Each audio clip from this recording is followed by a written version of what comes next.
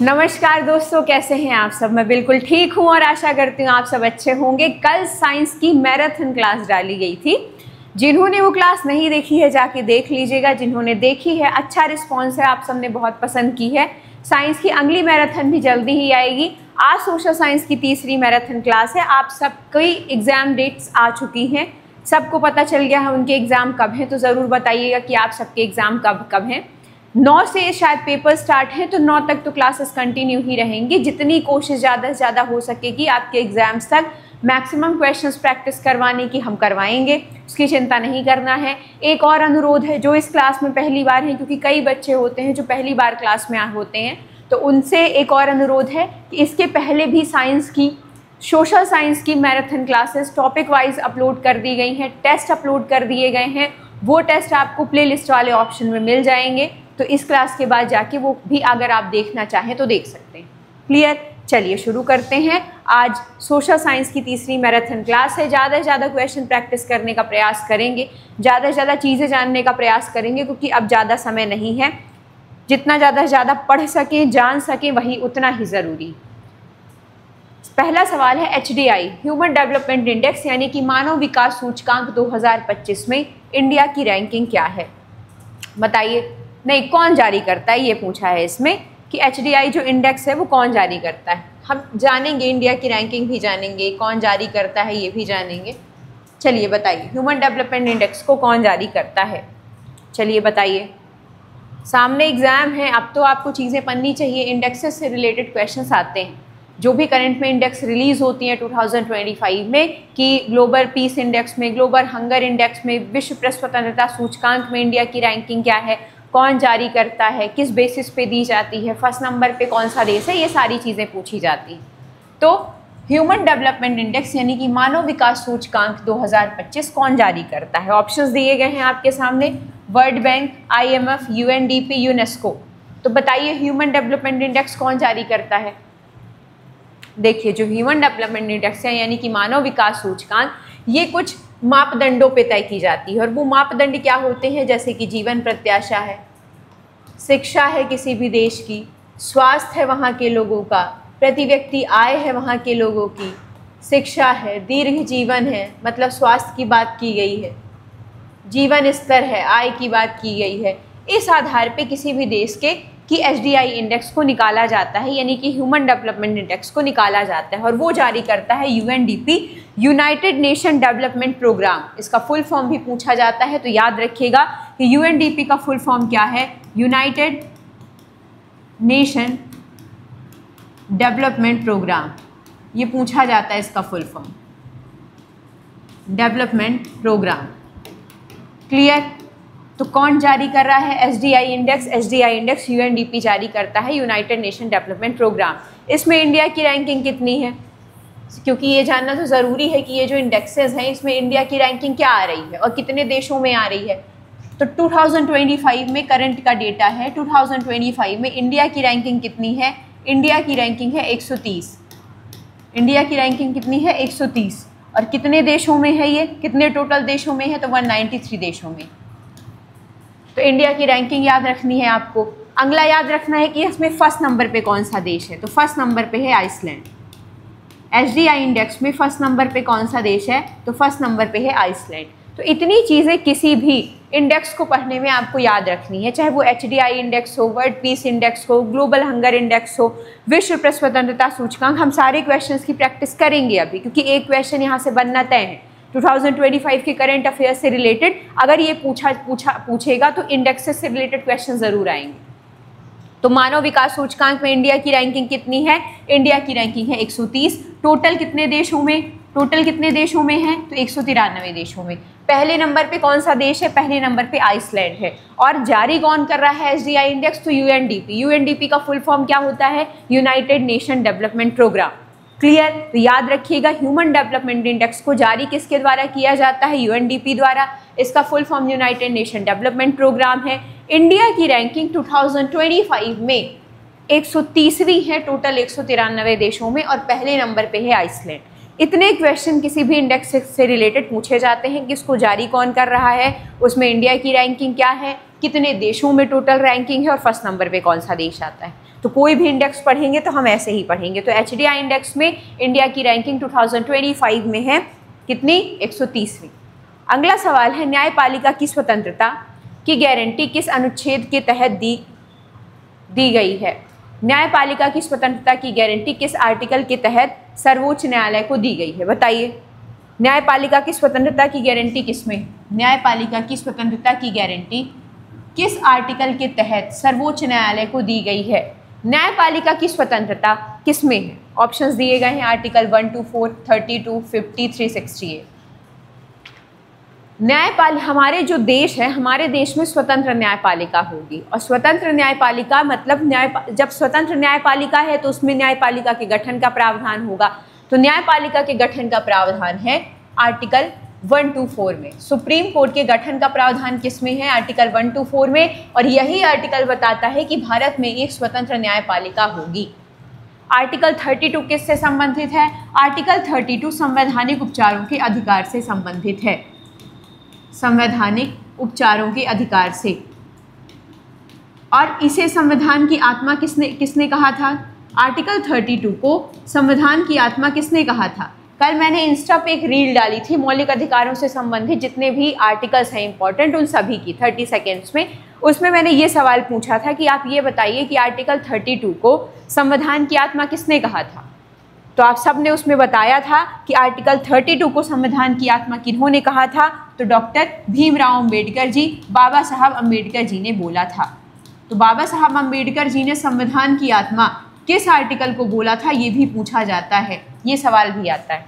तो डॉक्टर बाबा साहब अंबेडकर जी ने संविधान की आत्मा आर्टिकल 32 को बोला था, और आर्टिकल 32 संवैधानिक उपचारों के अधिकार से संबंधित है, जो हमें अपने मौलिक अधिकारों के संरक्षण के लिए रिट प्रदान करता है, जैसे हेवियस कार्पस है, बंदी प्रत्यक्षीकरण है, उत्प्रेषण है, इस तरीके से। आर्टिकल 50 क्या बताता है? आर्टिकल 50 न्यायपालिका और कार्यपालिका के पृथक्करण की बात करता है, कार्यपालिका और न्यायपालिका के पृथक्करण की बात। और मैंने DPSP से रिलेटेड वीडियो भी डाला हुआ है, उस पर मैंने DPSP से रिलेटेड सारे आर्टिकल्स आपको बताए हैं। उसमें मैंने आपको बताया था कि 50-50 हो जाता है काम, 50-50 काम हो जाता है ना कार्यपालिका और न्यायपालिका का। तो 50 में क्या है? कार्यपालिका और न्यायपालिका का पृथक्करण है। आर्टिकल 368 में क्या है? आर्टिकल 368 संविधान संशोधन की बात करता है। किसकी? संविधान संशोधन की बात करता है। और संविधान संशोधन हमने किस आर्टिकल से, कहाँ से लिया है? संविधान संशोधन को हमने किस देश से अडॉप्ट किया है? तो हमने अडॉप्ट किया है उसे साउथ अफ्रीका से, दक्षिण अफ्रीका से। तो इतनी चीज़ें थोड़ा सा याद रखिएगा। और जिन्हें संविधान के भाग, संविधान की अनुसूचियाँ, संविधान के जो DPSP से रिलेटेड आर्टिकल्स हैं उसमें दिक्कत होती है, तो उसके भी वीडियो आपको प्लेलिस्ट में मिल जाएंगे। एक अलग से सेगमेंट बनाया गया है पॉलिटी का, जिसमें 10 से 15 मिनट के अंदर सारे आपको जो संविधान के भाग हैं, अनुसूचियाँ हैं, DPSP के रिलेटेड आर्टिकल्स हैं, उनसे रिलेटेड पहले थ्योरी बताती जाती है, फिर MCQ सॉल्व करवाए जाते हैं विथ ट्रिक्स। तो वो भी वीडियो डाले हुए हैं, तो देख लीजिएगा, क्योंकि एक क्वेश्चन आता है संविधान के भाग, अनुसूची और नीति निर्देशक तत्वों से रिलेटेड जो आर्टिकल्स हैं, तो वो भी आप देख लीजिएगा। सारे वीडियोस पड़े हुए हैं, प्लेलिस्ट वाले ऑप्शन में मिल जाएंगे। आप सब पूछते हैं कहाँ मिलेगा वीडियो, तो प्लेलिस्ट में चले जाइएगा। न्यायपालिका की स्वतंत्रता की गारंटी किसमें है? तो न्यायपालिका की स्वतंत्रता या न्यायपालिका के गठन का प्रावधान किसमें है? आर्टिकल 124 में, और इसी में न्यायपालिका की स्वतंत्रता की बात की गई है, आर्टिकल 124। क्लियर। आर्टिकल 32 को संविधान की आत्मा किसने कहा था? डॉक्टर भीमराव अंबेडकर जी ने कहा था। आर्टिकल 32 संवैधानिक उपचारों के अधिकार से संबंधित है, जो भारत के नागरिकों को अलग अलग तरह की रिट प्रदान करता है। आर्टिकल 50 में 50-50 बताया था मैंने, कार्यपालिका और न्यायपालिका का पृथक्करण हो जाता है। इनके कार्यों का पृथक्करण किसमें है? आर्टिकल 50 में। आर्टिकल 368 किससे संबंधित है? संविधान संशोधन से, और ये साउथ अफ्रीका से हमने अडॉप्ट किया है। ठीक है, चलिए आगे बढ़ते हैं। फ्रांसीसी क्रांति का मुख्य नारा क्या था? फ्रांसीसी क्रांति का मुख्य नारा क्या था, बताइए। आप सबको पता है आपके सिलेबस में है फ्रांसीसी क्रांति, first world war, second world war, इससे रिलेटेड क्वेश्चंस आएंगे। फ्रांसीसी क्रांति का मुख्य नारा क्या था? स्वतंत्रता, समानता, बंधुत्व, क्रांति या मौत, लोकतंत्र जिंदाबाद, समाजवाद का उदय। तो आपको मैं बता दूं कि फ्रांसीसी क्रांति का नारा और प्लस जो इसका नारा था फ्रांसीसी क्रांति का, वो हमने अपने इंडियन कॉन्स्टिट्यूशन में भी अडॉप्ट किया है। स्वतंत्रता, समानता और बंधुत्व, ये 3 शब्द हमने कहाँ से अडॉप्ट किए हैं? फ्रेंच रेवोल्यूशन से ही हमने अडॉप्ट किए। और ये फ्रांसीसी क्रांति हुई कब थी? तो याद रखिएगा, फ्रांसीसी क्रांति हुई थी 1789 में, 1789 में हुई थी। और उस समय वहाँ का राजा कौन था या उस समय वहाँ का शासक कौन था, ये सवाल भी आता है। तो उस समय वहाँ का शासक था लुई 16। और लुई 16 के समय ही इसकी निरंकुशता के कारण या इसके अत्याचारों के कारण फ्रांसीसी क्रांति करवाई गई, या वहाँ के आम लोगों ने फ्रांसीसी क्रांति की और उसके बाद इसे फांसी दे दी गई थी लुई 16 को। क्लियर? बास्टेल का किला है वो भी इसी फ्रांसीसी क्रांति से संबंधित है। तो फ्रांसीसी क्रांति का मुख्य नारा क्या था? फ्रांसीसी क्रांति का मुख्य नारा था स्वतंत्रता, समानता और बंधुत्व। और इसी फ्रेंच रेवोल्यूशन से हमने ये 3 शब्द इंडियन कॉन्स्टिट्यूशन में अडॉप्ट किए हैं। तो सवाल आता है ना कि स्वतंत्रता, समानता, बंधुत्व को हमने कहाँ से अडॉप्ट किया है? तो फ्रेंच रेवोल्यूशन से। फ्रेंच रेवोल्यूशन हुई कब थी? तो ये कब हुई थी? 1789 को। ये भी याद रखिएगा कि फ्रांसीसी क्रांति की जो शुरुआत है वो कब हुई थी? 1789 में। उस समय वहाँ का शासक कौन था? तो लुई 16 था। इतनी चीज़ें आपको पता होनी चाहिए। वो निरंकुश शासक था एक, इसी के खिलाफ फिर वहाँ के आम लोगों ने विद्रोह कर दिया था, उसी को फ्रांसीसी क्रांति कहा जाता है। तो हुई कब थी फ्रांसीसी क्रांति? 1789 में। और किसके समय में? लुई 16 के समय में। भारतीय संसद कितने सदनों से मिलकर बनी होती है? बताइए, जो भारतीय संसद है वो कितने सदनों से मिलकर बनी होती है? ऑप्शन है आप सभी के सामने, 1, 2, 3, 4। बताइए कितने सदनों से मिलकर बनी होती भारतीय संसद? तो आप सब जानते हैं कि जो भारतीय संसद है, हमारी जो संसद है वो कितने लोगों से मिलकर या कितने सदनों से मिलकर बनी होती है? संसद के 3 पार्ट होते हैं। कौन कौन से? पहले राष्ट्रपति, फिर राज्यसभा और लोकसभा। संसद इन 3 सदनों से मिलकर बनी होती है। संसद में कौन कौन शामिल होते हैं? राष्ट्रपति, राज्यसभा, लोकसभा। इनसे रिलेटेड आर्टिकल्स कौन कौन से हैं? जो भारत की संसद है वो किस आर्टिकल में है? आर्टिकल 79 में। जो राज्यसभा है वो किस आर्टिकल में है? आर्टिकल 80 में है। और जो राज्यसभा है वो किस आर्टिकल में है? राज्यसभा आर्टिकल 81 में। और राष्ट्रपति का पद किस में है? राष्ट्रपति का पद है आर्टिकल 52 में। तो ये थोड़ा सा याद रखिएगा कि जो संसद है वो 3 इनसे मिलके बनी होती है, राष्ट्रपति, राज्यसभा और लोकसभा। तो भारत की संसद कितने सदनों से मिलके बनी होती है? तो राइट आंसर हो जाएगा 3। और कौन कौन से हैं वो? राष्ट्रपति हैं, राज्यसभा है और लोकसभा है। क्लियर? राज्यसभा किस आर्टिकल में है? 80 में, लोकसभा 81 में और संसद 79 में। और इससे रिलेटेड आर्टिकल पूछे जाते हैं कि भारत की संसद का प्रावधान किस आर्टिकल में, राज्यसभा किस आर्टिकल में, लोकसभा किस आर्टिकल में? 79 में है संसद, राज्यसभा है आर्टिकल 80 में और लोकसभा है 81 में। क्लियर? और जो संसद है वो इन 3 तत्वों से मिलकर बनी होती है, राष्ट्रपति, लोकसभा और राज्यसभा, 3 लोगों से मिलकर बनी होती है। राज्य की परिभाषा किस आर्टिकल में दी गई है? जो राज्य की परिभाषा है वो किस आर्टिकल में है? बताइए। राज्य की परिभाषा किस आर्टिकल में है? बताइए अब। आर्टिकल 12, 38, 226, 123। बताइए। एक अभी तो हम बताएंगे कि राज्य की परिभाषा किस में है, लेकिन आपको एक और चीज़ समझनी होगी। अब अभी से आप सामने आपका एग्जाम है, एलिमिनेशन टेक्निक। अगर आपको बाकी जो ऑप्शंस हैं वो पता हैं तो आप राइट आंसर पता कर सकते हैं। कैसे? देखिए, आर्टिकल 38, जब मैंने डीपीएसपी से रिलेटेड वो 15 मिनट का वीडियो डाला था डीपीएसपी के आर्टिकल से रिलेटेड, तो मैंने आपको बताया कि आर्टिकल 38 में क्या है? लोक कल्याणकारी राज्य। लोक कल्याणकारी राज्य का वर्णन किस में है? लोक कल्याणकारी राज्य का वर्णन है आर्टिकल 38 में। तो ये तो होगा नहीं, ठीक है। आर्टिकल 226 ये रिट जारी करने का अधिकार देता है किनको? उच्च न्यायालयों को, हाई कोर्ट्स को ये रिट जारी करने का अधिकार देता है। तो हाई कोर्ट्स को, उच्च न्यायालय को रिट जारी करने का अधिकार किसके अंतर्गत है? आर्टिकल 226 के अंतर्गत। और आर्टिकल 123 ये अध्यादेश से संबंधित है। ये राष्ट्रपति को अध्यादेश जारी करने का अधिकार देता है। अध्यादेश होते क्या हैं कि जब संसद का कोई एक सत्र या दोनों सत्र सदन में नहीं होते हैं, कार्य अवस्था में नहीं होते हैं, तो उस समय भारत के राष्ट्रपति क्या करते हैं? उस समय भारत के राष्ट्रपति अध्यादेश जारी करते हैं। अगर कोई ऐसा मुद्दा आ जाता है जिस पे कानून बनाना जरूरी है और सदन दोनों सत्र में नहीं है, तो ऐसी स्थिति में भारत के राष्ट्रपति अध्यादेश जारी करके एक कानून बनाते हैं जो अगले 6 महीने तक वैलिड होता है, और अगर उस कानून को 6 महीने के बाद भी चलाना है तो उसके लिए फिर संसद के दोनों सदनों की मंजूरी आवश्यक होती है। तो अध्यादेश किन स्थितियों में लागू किया जाता है, अब आपको पता चल गया कि कब लागू होता है अध्यादेश, जब संसद के दोनों सदनों में से कोई भी एक या संसद के दोनों सदन सत्र में नहीं होते। ठीक है, चलिए, तो राज्य अब आपको पता चल गया कि 38 में लोक कल्याणकारी राज्य है, 226 में रिट है, 123 में अध्यादेश है। तो अब राइट आंसर क्या हो जाएगा, पता चल गया 12। तो इस तरीके से भी आप आंसर पता कर सकते हैं। अब 12 में है क्या, ये जान लीजिए। 12 में है राज्य की परिभाषा, और राज्य की परिभाषा में कौन कौन आते हैं, तो राज्य की परिभाषा में आती है भारत सरकार और भारत की संसद, भारत सरकार और भारत की संसद। फिर राज्य में आती है राज्य सरकार और वहाँ की विधानमंडल, क्योंकि राज्यों में क्या होती है, विधानमंडल होती है, वहाँ की विधानमंडल। और विभिन्न जो पदाधिकारी होते हैं, विभिन्न जो स्थानीय पदाधिकारी होते हैं, वो भी राज्य की ही परिभाषा में आते हैं। क्लियर। तो आर्टिकल 12 क्या बताता है, आर्टिकल 12 राज्य की परिभाषा बताता है। तो मैंने ये भी बता दिया कि अगर आपको नहीं पता है राइट आंसर तो आप ऐसे भी एलिमिनेट करके निकाल सकते हैं चीज़ें, बाकी आपको पता तो होना ही चाहिए कि आर्टिकल 12 में राज्य की परिभाषा का वर्णन किया गया है। और राज्य की परिभाषा में कौन कौन शामिल है, भारत सरकार और भारत की संसद, राज्य सरकार और राज्य की विधानमंडल, और जो स्थानीय पदाधिकारी होते हैं वो।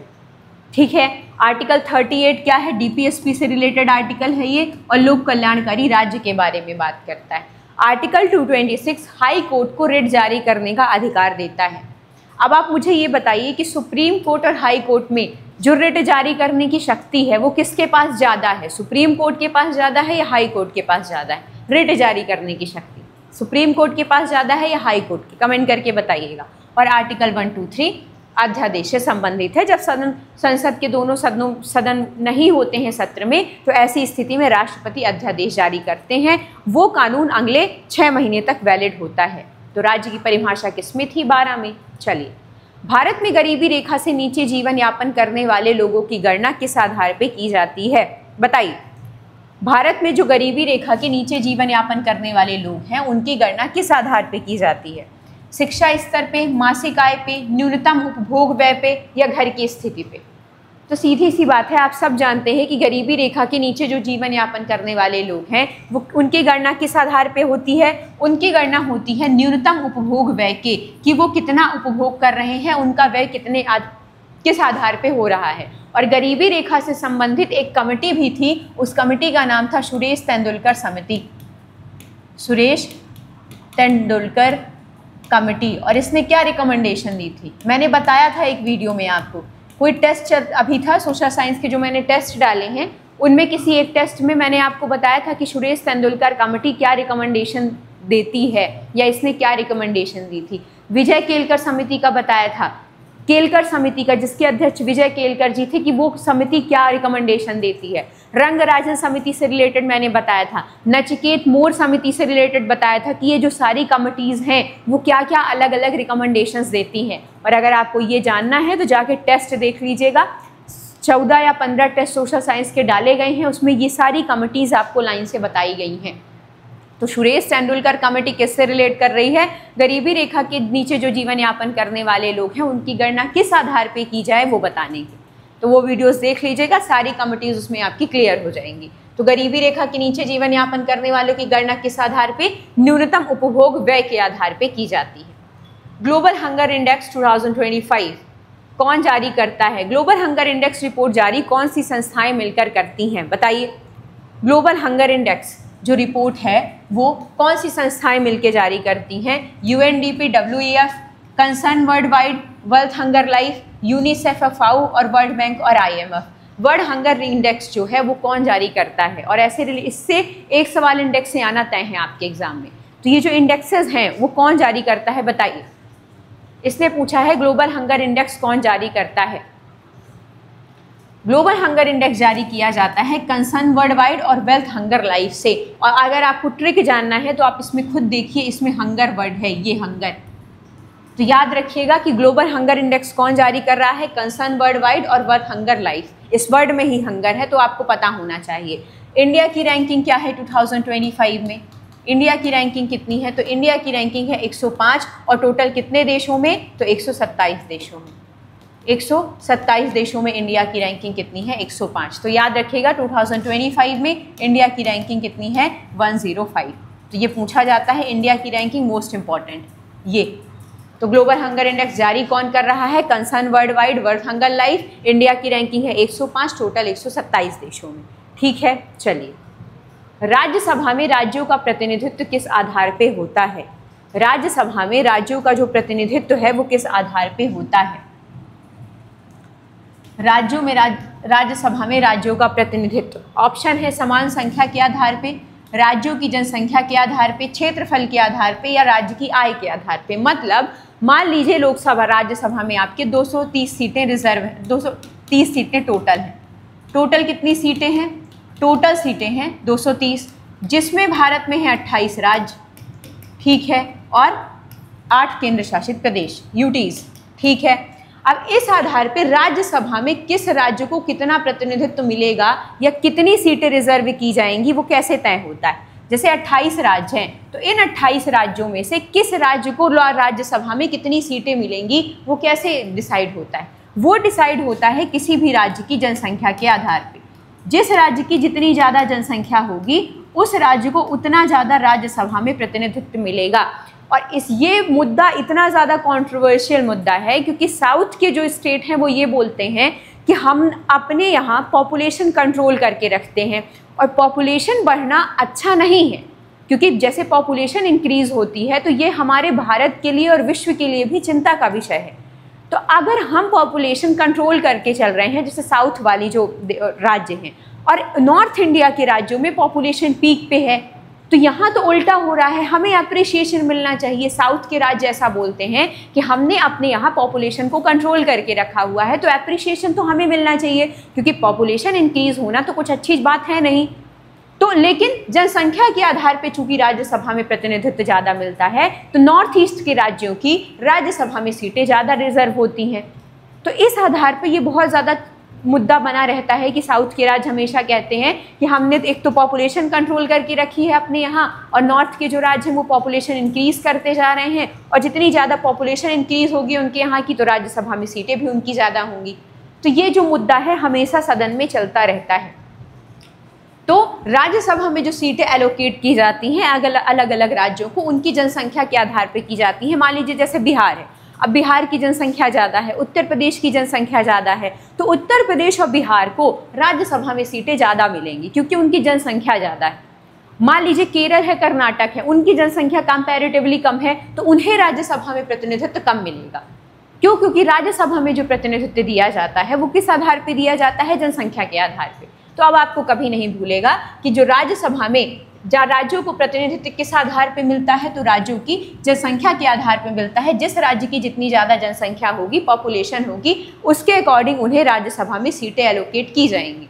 राज्यसभा में सीटों का आवंटन किस आर्टिकल में, किस अनुसूची में बताया था मैंने अनुसूचियों से रिलेटेड वीडियो भी डाला हुआ है, 15 से 20 मिनट का है, उसमें सारी अनुसूचियाँ हैं संविधान की, देख लीजिएगा अगर इम्पोर्टेंट लगे तो राज्यसभा में जो राज्यों का प्रतिनिधित्व होता है या राज्यसभा में जो सीटों का आवंटन होता है वो संविधान की किस अनुसूची में बताया था मैंने, किस अनुसूची में था राज्यसभा में सीटों का आवंटन, तो अनुसूची 4th अनुसूची में राज्यसभा में सीटों का आवंटन है।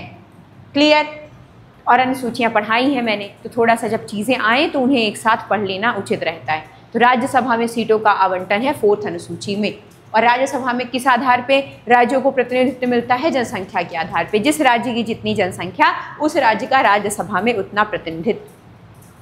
भारत में कुल कितने यूनेस्को साइट्स हैं? इंडिया में टोटल यूनेस्को साइट कितने हैं बताइए? इंडिया में टोटल कितने यूनेस्को साइट हैं? ये क्या हो गया, एक सेकेंड,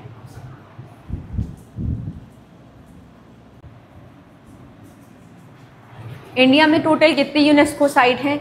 ऑप्शंस दिए गए हैं आप सबके सामने। कितनी यूनेस्को साइट है इंडिया में टोटल? 30, 40, 42, 51, बताइए। इंडिया में टोटल कितने यूनेस्को विश्व धरोहर स्थल हैं? ऐसा सवाल आया है कि इंडिया में टोटल कितने वैश्विक धरोहर स्थल हैं, और यहाँ मैं अपने साइड से एक ऑप्शन जोड़ रही हूँ 44। बताइए टोटल कितने यूनेस्को साइट्स हैं इंडिया में? आप सबको पता है कि अभी वर्तमान में 2025 की बात हो रही है। 2025 में इंडिया में टोटल 44 यूनेस्को साइट्स हैं, जिसमें से 36 यूनेस्को साइट कल्चरल हैं, सांस्कृतिक हैं, 7 प्राकृतिक हैं और एक मिश्रित है। एक मिश्रित है मतलब वो सांस्कृतिक भी है और प्राकृतिक में भी है। तो इंडिया में टोटल कितनी यूनेस्को साइट है 2025 में? 44।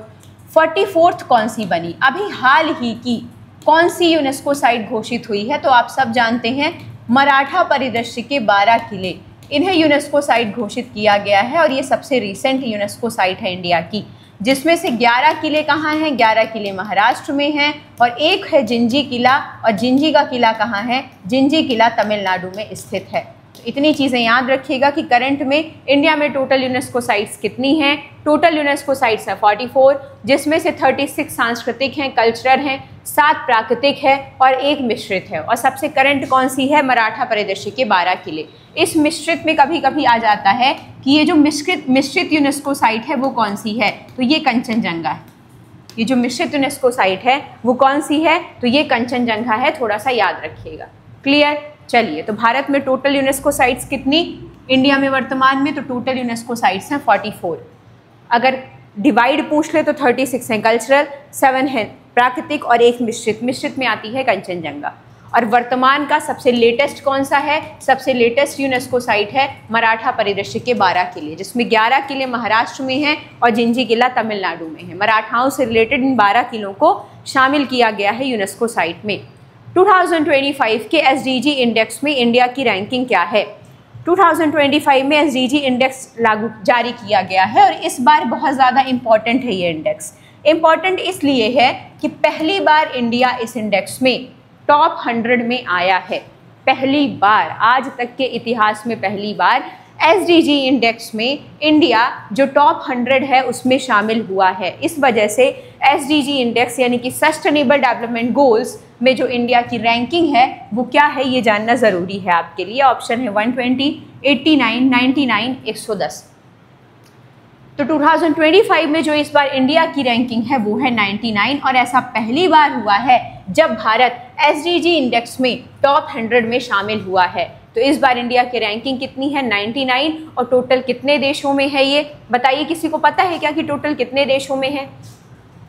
193 देशों में।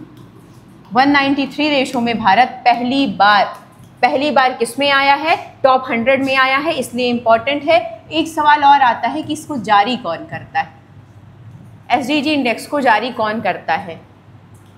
इसे जारी करता है UNSDSN, यानी कि इसका फुल फॉर्म होता है हिंदी में सतत विकास समाधान नेटवर्क प्लस भारत का नीति आयोग, ये दोनों मिलके जारी करते हैं इसके SDG इंडेक्स को। तो अगर आ जाए कि इसके जारीकर्ता कौन है, तो UNSDSN, जिसे सतत विकास समाधान नेटवर्क कहा जाता है, और भारत का नीति आयोग मिलके जारी करता है। और इम्पॉर्टेंट इसलिए है कि पहली बार भारत टॉप 100 में आया है, तो ये सवाल आएगा ही आएगा, क्योंकि जब इंडिया पहली बार आया है टॉप 100 में तो ये सवाल पूछा जाएगा। तो इंडिया की रैंकिंग वर्थ कितनी है SDG इंडेक्स 2025 में? 99। भले एक ही उसने 100 में आ जाता तो कहा जाता कि ठीक है, लेकिन 99 है तो टॉप 100 में है और 193 देशों में। ठीक है, चलिए, जारी कौन कर रहा है? UNSDSN और भारत का नीति आयोग मिलकर। आगे बढ़ते हैं, इंडेक्सेस आएंगी, एक इंडेक्स से क्वेश्चन पूछा जाएगा। फ्रांसीसी क्रांति की शुरुआत कब हुई थी? बताइए, फ्रांसीसी क्रांति की शुरुआत कब हुई थी? अभी बताया था मैंने कब हुई थी फ्रांसीसी क्रांति की शुरुआत। 1789, 1776, 1804, 1799। कब हुई थी? फ्रांसीसी क्रांति की शुरुआत हुई थी 1789 में। उस समय फ्रांस का जो शासक था वो कौन था? लुई 16 था, और ये एक निरंकुश शासक था। और इसी फ्रांसीसी क्रांति में नारा गढ़ा गया था स्वतंत्रता, समानता और बंधुत्व, जिसे हमने इंडियन कॉन्स्टिट्यूशन में शामिल किया है। स्वतंत्रता, समानता और बंधुत्व ये फ्रांसीसी क्रांति का ही एक स्लोगन था जिसे हमने इंडियन कॉन्स्टिट्यूशन में शामिल किया। तो फ्रांसीसी क्रांति की शुरुआत कब हुई? 1789 में। शासक कौन था? लुई 16। ठीक है। निम्नलिखित में से कौन भारत सरकार की बेरोजगारी कम करने की योजना है? भारत सरकार की बेरोजगारी कम करने की योजना कौन सी है? बेरोजगारी को कम करने की योजना मतलब लोगों को रोजगार देने की योजना।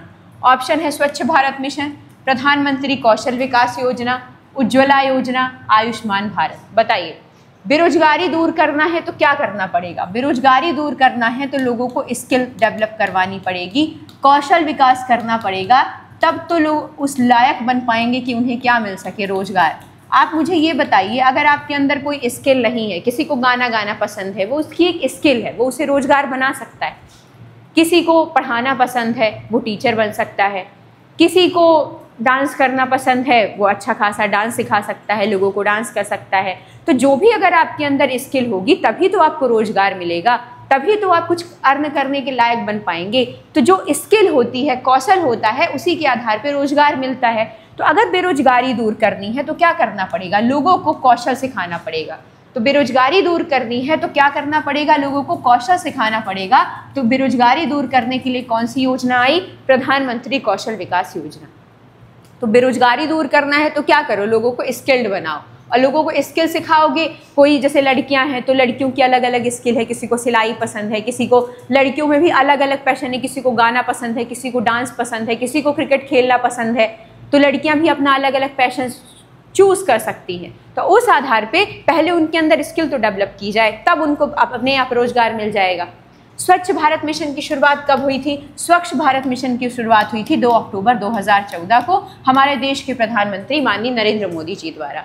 क्योंकि ये डेट पूछी जाती है कि कब शुरुआत हुई, तो याद रखिएगा स्वच्छ भारत मिशन।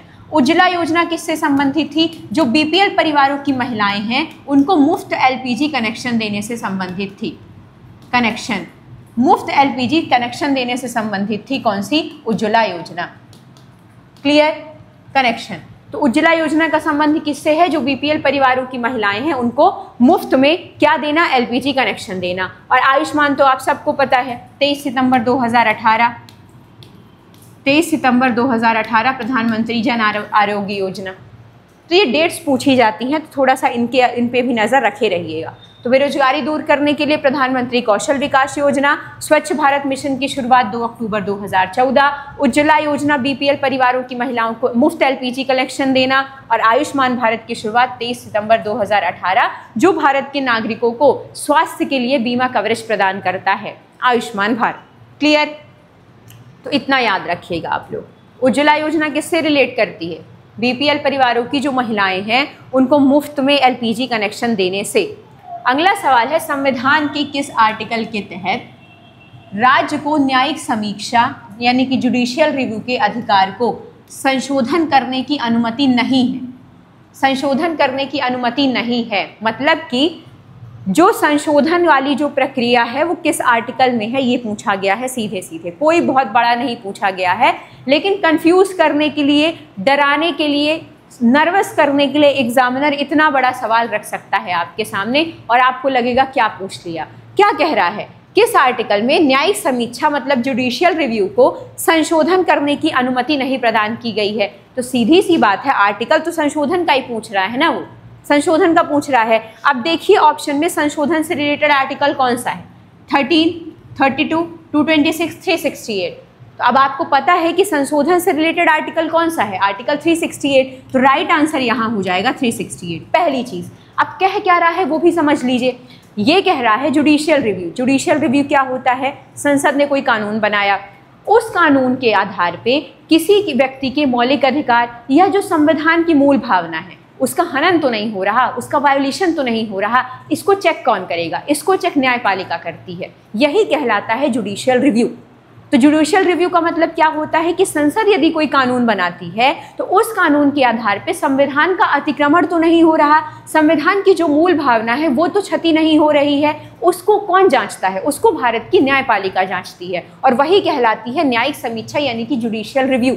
और अगर वो कानून संविधान की जो मूल भावना है उसका हनन करता है तो न्यायपालिका उस कानून को अमान्य कर देती है कि अब ये कानून नहीं होगा, तो उसे ही जुडिशियल रिव्यू कहा जाता है। तो यही पूछा है कि कौन सा आर्टिकल जुडिशियल रिव्यू के अधिकार को संशोधन करने की अनुमति नहीं देता। मतलब कि जुडिशियल रिव्यू न्यायपालिका के पास है, तो उस जुडिशियल रिव्यू की शक्ति जो न्यायपालिका के पास है वो चेंज नहीं होगी, वो संशोधित नहीं कर सकती संसद। संसद चाहे तो कर सकती है कि हम जो कानून बनाएंगे वो मान्य होगा, जुडिशियल रिव्यू को हटा दो। तो ये कहा गया है कि जुडिशियल रिव्यू जिसमें न्यायपालिका को शक्ति प्राप्त है वो उस कानून को संसद संविधान संशोधन के माध्यम से नहीं हटा सकती है।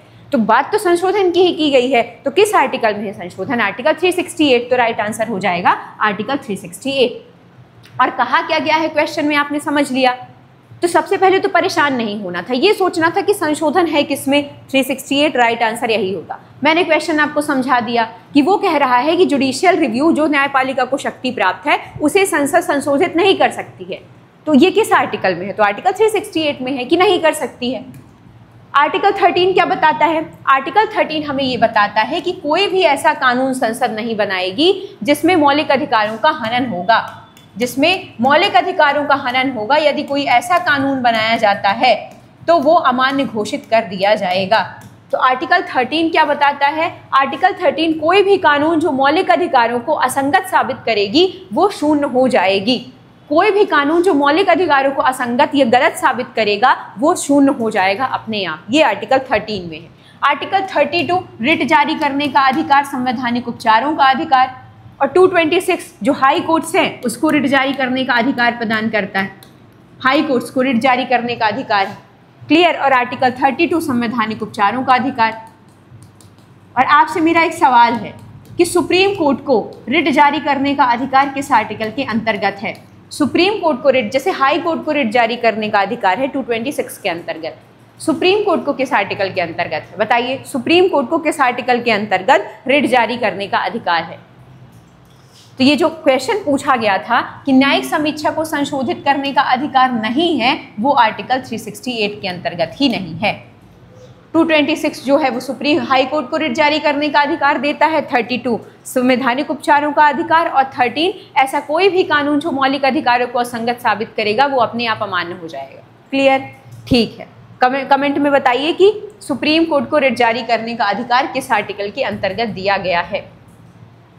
निम्नलिखित में से कौन सा नेचुरल विश्व धरोहर है, प्राकृतिक विश्व धरोहर स्थल है? बताइए, कौन सा प्राकृतिक नेचुरल विश्व धरोहर स्थल है? ऑप्शन है आप सबके सामने, सूर्य मंदिर कोणार्क, नंदा देवी फूलों की घाटी, काजीरंगा नेशनल पार्क, दोनों, बी और सी। निम्नलिखित में से, जिससे मैंने बताया था ना कि 44 यूनेस्को साइट्स हैं इंडिया में, 36 कल्चरल हैं, 7 प्राकृतिक हैं। तो वही पूछा, उन्हीं 7 में से पूछा है कि निम्नलिखित में कौन सी नेचुरल विश्व धरोहर है। बताइए कौन कौन सी नेचुरल विश्व धरोहर हो जाएंगी, जल्दी बता दीजिए। नेचुरल विश्व धरोहर कौन सी है? समझ में आ रहा होगा अगर आपको पता है कि काजीरंगा नेशनल पार्क जो कहाँ स्थित है, असम में है, मानस और काजीरंगा, इसको भी यूनेस्को में शामिल किया गया है। और नंदा देवी और फूलों की घाटी, नंदा देवी कहाँ है? बताया था मैंने, कहाँ है नंदा देवी? बताइए नंदा देवी कहाँ है? तो जो नंदा देवी और फूलों की घाटी है इसे भी यूनेस्को में शामिल किया गया है। तो राइट आंसर हो जाएगा बी और सी। क्लियर? तो निम्नलिखित में से प्राकृतिक धरोहर स्थल कौन है? नंदा देवी फूलों की घाटी और काजीरंगा। मानस भी शामिल है यूनेस्को में, असम और काजीरंगा, असम में मानस और काजीरंगा जो 2 नेशनल पार्क है दोनों शामिल। ठीक है, तो यहाँ राइट आंसर हो जाएगा बी और सी, दोनों प्राकृतिक विश्व धरोहर स्थल हैं। द्वितीय विश्व युद्ध के दौरान अमेरिका ने किस देश पर परमाणु बम गिराया था? द्वितीय विश्व युद्ध के दौरान सेकेंड वर्ल्ड वॉर के दौरान अमेरिका ने किस देश पर परमाणु बम गिराया? आप सबके सामने ऑप्शंस दिए गए हैं, चीन, जापान, रशिया, जर्मनी। सबको पता है आपको। सेकेंड वर्ल्ड वॉर कब से कब तक हुआ था? सेकेंड वर्ल्ड वॉर हुआ था 1939 से लेके 1945 तक। जापान पे कितनी बार अमेरिका ने गिराया है एटम बम, परमाणु बम? 2 बार। कब कब? एक गिराया था 6 अगस्त 1945 को, दूसरा गिराया था 9 अगस्त 1945 को। 6 अगस्त को कहाँ गिराया था? 6 अगस्त को गिराया था हिरोशिमा में, हिरोशिमा में गिराया था। और इसको क्या नाम दिया था? Little boy, little boy. और 9 अगस्त को कहाँ गिराया था? नागासाकी। और इसे क्या नाम दिया था? Fat man. Fat man. तो ये याद रखिएगा, ये पूछा जाता है कि सेकेंड वर्ल्ड वॉर के दौरान सेकेंड वर्ल्ड वॉर कब से कब तक हुआ है? तो सेकेंड वर्ल्ड वॉर हुआ है 1939 से 45 तक। अमेरिका ने कब कब गिराया है जापान के ऊपर? तो अमेरिका ने 2 बार गिराया था। 6 अगस्त 1945 को इसने हिरोशिमा में गिराया और उसे क्या नाम दिया उस एटम बम को? Little boy.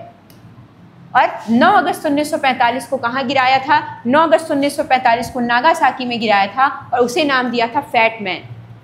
तो ये दोनों ज़रूरी है कि 6 अगस्त को जब गिरा, मान लीजिए पूछ लिया कि 6 अगस्त 1945 को अमेरिका ने जापान पे एटम बम गिराया, परमाणु बम गिराया, उसका नाम क्या था? तो आपको पता है कि 6 अगस्त को कहाँ गिरा? हिरोशिमा में। तो हिरोशिमा वाले का नाम क्या था? Little boy. और 9 अगस्त को कहाँ गिराया? नागासाकी में। तो नागासाकी वाले का नाम क्या था? Fat man. तो ये नाम याद रखिएगा, ये दोनों नाम आपके लिए इंपॉर्टेंट हैं। क्लियर? तो नागासाकी वाले का नाम क्या है? Fat man. तो राइट आंसर हो जाएगा, कहाँ गिराया था? जापान में गिराया था। 6 अगस्त 1945 हिरोशिमा, लिटिल बॉय, और 9 अगस्त 1945 नागासाकी, फैट मैन। भारत का पहला डिजिटल ग्राम किसे घोषित किया गया है? भारत का पहला डिजिटल ग्राम किसे घोषित किया गया है? बताइए, डिजिटल ग्राम कौन सा घोषित किया गया है? ऑप्शन है मुधोल कर्नाटक में, हिवरे बाजार महाराष्ट्र में, अकोदरा गुजरात में, सनी सिग्नापुर महाराष्ट्र में। बताइए। बड़ा प्यारा प्लेस है सनी सिग्नापुर में, गई हूँ वहाँ पे, बहुत अच्छी जगह है। कहते हैं वहाँ घरों में ताले नहीं लगते, इतनी ईमानदारी है लोगों में, वहाँ चोरियाँ नहीं होती हैं। पहला डिजिटल ग्राम कौन सा है? बताइए, पहला डिजिटल ग्राम कौन सा है? तो पहला डिजिटल ग्राम बनाया गया है गुजरात का अकोदरा। अकोदरा गांव ये पहला डिजिटल ग्राम बना है और इसे डिजिटल भारत मिशन के अंतर्गत अडॉप्ट करने वाला बैंक कौन सा है? ICICI bank. और इस गांव में पूरी तरह से जो लेन देन होता है वो अब कैसे होने लगा है? कैशलेस। जो डिजिटल लेन देन होता है इस गांव में वो पूरी तरह से कैसे हो गया है? पूरा कैशलेस हो गया है और ये पूरा गांव डिजिटल बन चुका है। और डिजिटल गांव परियोजना के अंतर्गत 2015 में इस गांव को किसने अपनाया था? आईसीआईसीआई बैंक ने अपनाया था। तो पहला डिजिटल ग्राम कौन बन गया है? पहला डिजिटल ग्राम बन गया है अकोदरा, गुजरात का। अकोदरा ग्राम जो कहाँ है? गुजरात में स्थित है। और 2015 में डिजिटल ग्राम जो परियोजना है उसके तहत किसने अपनाया है इस गांव को? तो आईसीआईसीआई बैंक ने अपनाया है। इसको अपनाने के बाद ये गांव पूरी तरीके से डिजिटल बन चुका है और कैशलेस बन चुका है। तो कौन सा गांव है पूरी तरीके से डिजिटल? अकोदरा, गुजरात का। ठीक है। इसे अडॉप्ट करने वाला बैंक कौन सा है? आईसीआईसीआई। 2015 में डिजिटल गांव मिशन के तहत, डिजिटल गांव परियोजना के तहत। ठीक है। और ये अब पूरी तरह से कैशलेस और डिजिटल गांव है। चलिए आगे बढ़ते हैं। फ्रांसीसी क्रांति के दौरान किस राजा को मृत्युदंड दिया गया था? ये क्रांति इंपॉर्टेंट है, आपके सिलेबस का पार्ट है फ्रांसीसी क्रांति। फ्रांसीसी क्रांति के दौरान किस राजा को मृत्युदंड दिया गया? ऑप्शन है आपके सामने लुई 14, लुई 15, लुई 16 और नेपोलियन। तो फ्रांसीसी क्रांति के दौरान किस राजा को मृत्युदंड दिया गया था? तो आप सब जानते हैं कि जब फ्रांसीसी क्रांति हुई थी उस समय राजा कौन था? लुई 16 था। लुई 16 राजा था और ये बहुत ही निरंकुश राजा था, बहुत ही ज़्यादा निरंकुश राजा था। इस वजह से इसके जो अत्याचार थे इनसे त्रस्त होकर वहाँ की जो जनता थी फ्रांस की, पेरिस वासी जो थे, उन्होंने इसके किले पर आक्रमण कर दिया। अंत में इसकी निरंकुशता और इसके जो अत्याचारों के कारण इसको फांसी दे दी गई थी। तो लुई 16 फ्रांसीसी क्रांति के दौरान राजा था। कब हुई थी फ्रांसीसी क्रांति? आप सबको अब पता चल चुका है, 1789 में। और इसके जो स्लोगन थे इस क्रांति का, स्वतंत्रता, समानता और बंधुत्व। ठीक है। चलिए, तो किसे फांसी दी गई थी? लुई 16 को। ग्लोबल जेंडर गैप इंडेक्स 2025 में इंडिया की रैंकिंग क्या है? Global gender gap index, gender gap index में इंडिया की रैंकिंग क्या है? ऑप्शन है आप सबके सामने 100, 131, 120, 145। तो ग्लोबल जेंडर इंडेक्स में इंडिया की रैंकिंग क्या है? जल्दी बता दीजिए। ग्लोबल जेंडर इंडेक्स में इंडिया की रैंकिंग कितनी है? 131 है। ठीक है। 2025 में नया डेटा आ गया है कि ये 2024 का ही डेटा है। बताइए, ग्लोबल जेंडर गैप इंडेक्स का अभी जो हाल ही का डेटा है हम सबके पास, उसमें जो इंडिया की रैंकिंग है वो 131 है, सबसे ज़्यादा रीसेंट। और इसे जारी कौन करता है ग्लोबल जेंडर इंडेक्स को? World economic forum. World economic forum द्वारा, WEF द्वारा इसे जारी किया जाता है। तो ग्लोबल जेंडर इंडेक्स पूछ ले किसके द्वारा जारी किया जाता है, तो वर्ल्ड इकोनॉमिक फोरम द्वारा जारी किया जाता है। और ये कितने देशों में है? 131 जो है ये टोटल 148 देशों में। टोटल कितनी कंट्रीज़ में है इंडिया? 148 देशों में, जो अच्छी स्थिति नहीं मानी जा सकती है बिल्कुल। तो ग्लोबल जेंडर गैप इंडेक्स को जारी कौन कर रहा है? WEF, world economic forum. और इंडिया की रैंकिंग है 131 टोटल 148 देशों में, जो अच्छी नहीं है। ठीक है, तो ग्लोबल जेंडर इंडेक्स थोड़ा सा याद रखिएगा। आगे बढ़ते हैं। डॉक्ट्रिन ऑफ बेसिक स्ट्रक्चर की स्थापना किस ऐतिहासिक निर्णय में की गई थी? बेसिक स्ट्रक्चर मतलब संविधान का जो बेसिक स्ट्रक्चर है, संविधान का जो मूल भावना है, उसकी जो स्थापना है वो किस ऐतिहासिक निर्णय में हुई? और आप सबको इसका आंसर पता होना चाहिए। गोलकनाथ बनाम राज, केशवानंद भारती वर्सेस केरल राज 1973, मिनवा मिल्स, संकल्प प्रसाद बनाम भारत संघ। तो जो डॉक्ट्रिन ऑफ बेसिक स्ट्रक्चर मतलब संसद को क्या अधिकार है? संविधान में संशोधन करने का, ठीक है, लेकिन संसद संविधान में संशोधन कर सकती है, लेकिन उन मामलों में नहीं जो संविधान की मूल भावना को प्रभावित करे। संसद को संविधान में संशोधन की शक्ति प्राप्त है, ठीक है, संसद संविधान में संशोधन कर सकती है, लेकिन उसे ये ध्यान रखना होगा कि उससे संविधान की जो मूल भावना है वो प्रभावित ना हो। और यही निर्णय आया था केशवानंद भारती वर्सेस केरल स्टेट में 1973 में। क्लियर? तो याद रखिएगा, केशवानंद भारती बनाम केरल राज्य में क्या निर्णय आया था कि संसद है, जो भारत की संसद है, वो संविधान में संशोधन तो कर सकती है, बिल्कुल संशोधन वो कर सकती है, लेकिन किस शर्त पे? कि संविधान की जो मूल भावना है वो नष्ट ना हो। और यही था संविधान का बेसिक स्ट्रक्चर का संविधान, कि संविधान की जो मूल भावना है वो नष्ट नहीं होगी, संविधान की मूल भावना नष्ट ना हो। क्लियर?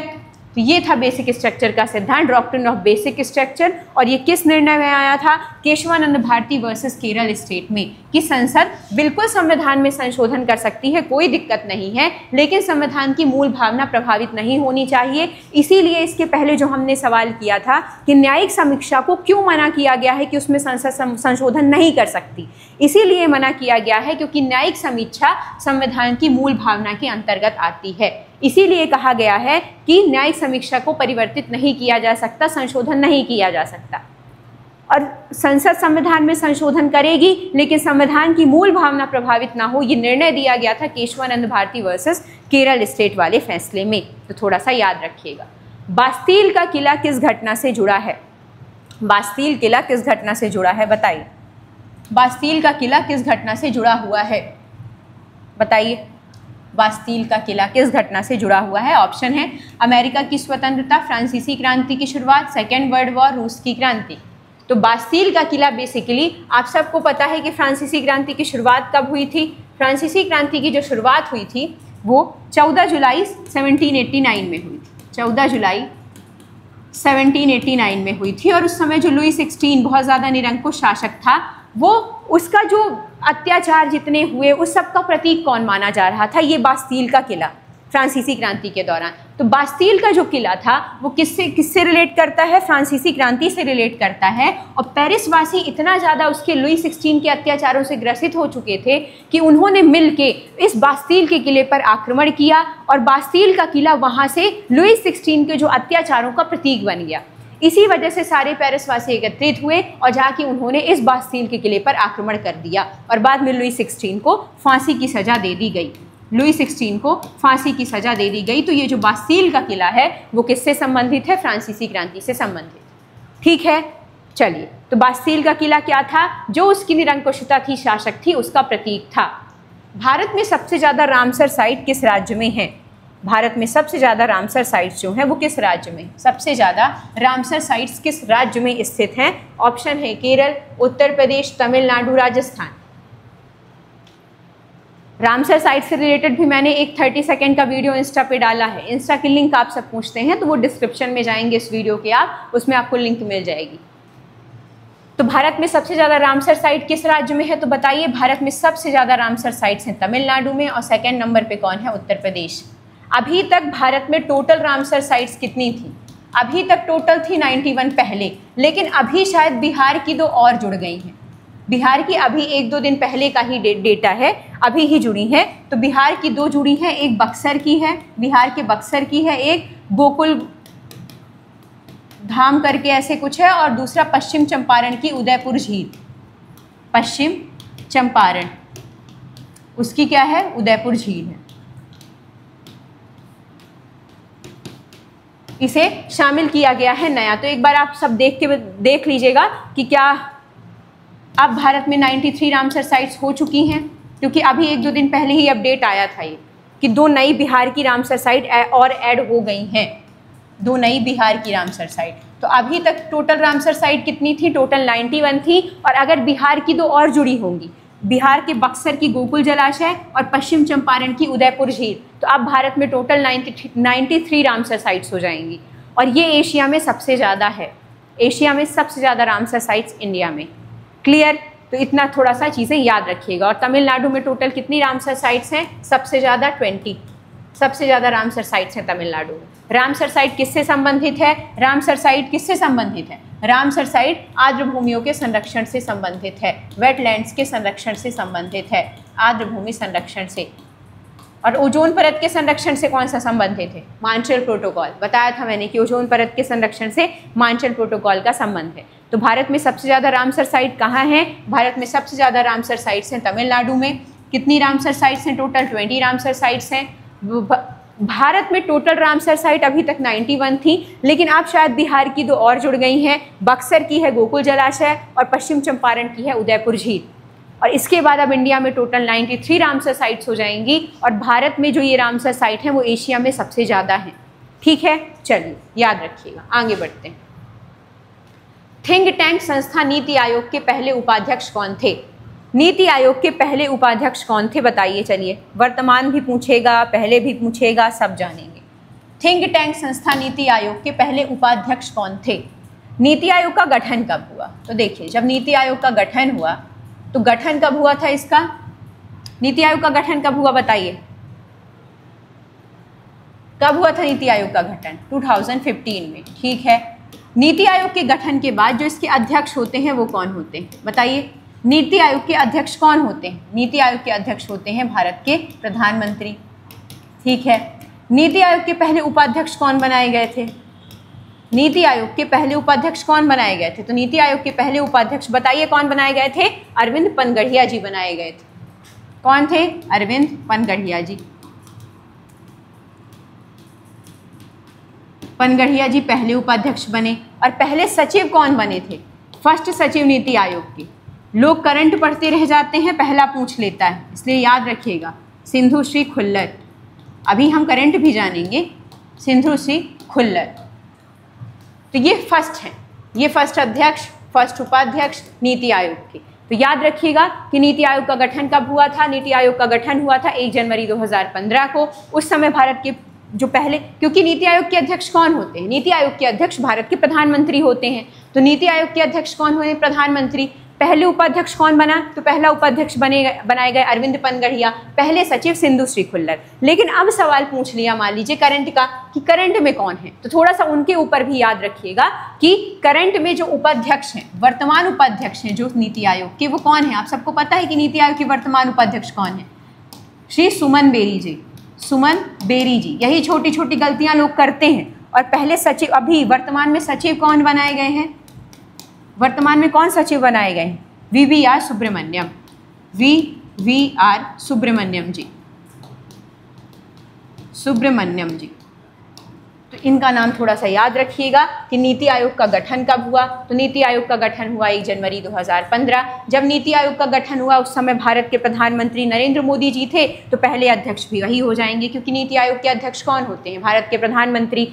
पहले उपाध्यक्ष कौन बनाए गए थे, अरविंद पनगढ़िया जी। पहले सचिव कौन थे नीति आयोग के, सिंधु श्री खुल्लर। अब आ जाते हैं वर्तमान में, क्योंकि नहीं पता है ना कि वर्तमान पूछ लेगा कि पहला पूछ लेगा। तो वर्तमान 2025 में भारत की नीति आयोग के उपाध्यक्ष कौन है, तो श्री सुमन बेरी जी हैं। और वर्तमान में जो सचिव है नीति आयोग के कौन है, वो VVR सुब्रमण्यम जी हैं। तो ये थोड़ा सा याद रखिएगा, ये वर्तमान 2025 का डेटा है और ये फर्स्ट जब ये गठित हुआ था 2015 का डेटा है। तो पहले भी इम्पॉर्टेंट हैं और 25 वाले भी।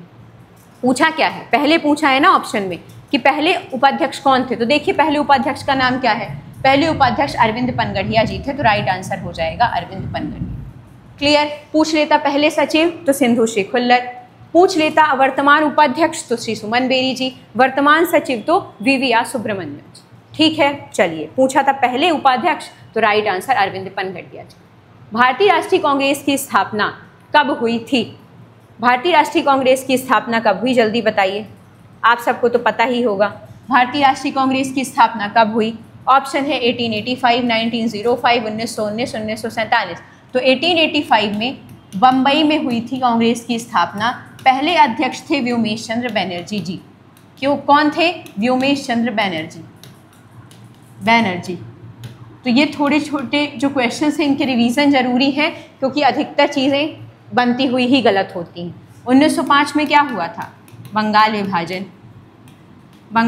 विभाजन। 1919 मॉन्टेग्यू चेम्सफोर्ड सुधार, इसमें क्या आया था भारत में? द्वैध शासन। तो भारतीय राष्ट्रीय कांग्रेस की स्थापना कब हुई? तो राइट आंसर है 1885 बम्बई। पहले अध्यक्ष कौन बनाए गए थे? व्योमेश चंद्र बनर्जी जी। 1905 बंगाल विभाजन, 1919 में भारत में द्वैध शासन आया, 1947 में क्या हुआ था, कोई भूल सकता है क्या? हमारा भारत आज़ाद। भगत सिंह, राजगुरु और सुखदेव को किस वर्ष फांसी दी गई थी? बताइए, भगत सिंह, राजगुरु और सुखदेव जी को कब फांसी दी गई? 1928, 1930, 1931, 1932।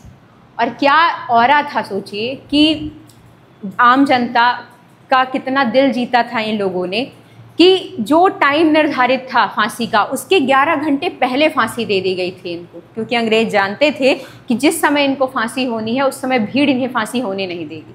तो 11 घंटे पहले इन तीनों को फांसी दे दी गई थी। और शहीद आज़म भगत सिंह जी को जो फांसी हुई थी वो कब हुई थी? 23 मार्च 1931। 23 मार्च 1931 भगत सिंह, राजगुरु और सुखदेव जी को जो फांसी हुई वो डेट क्या थी?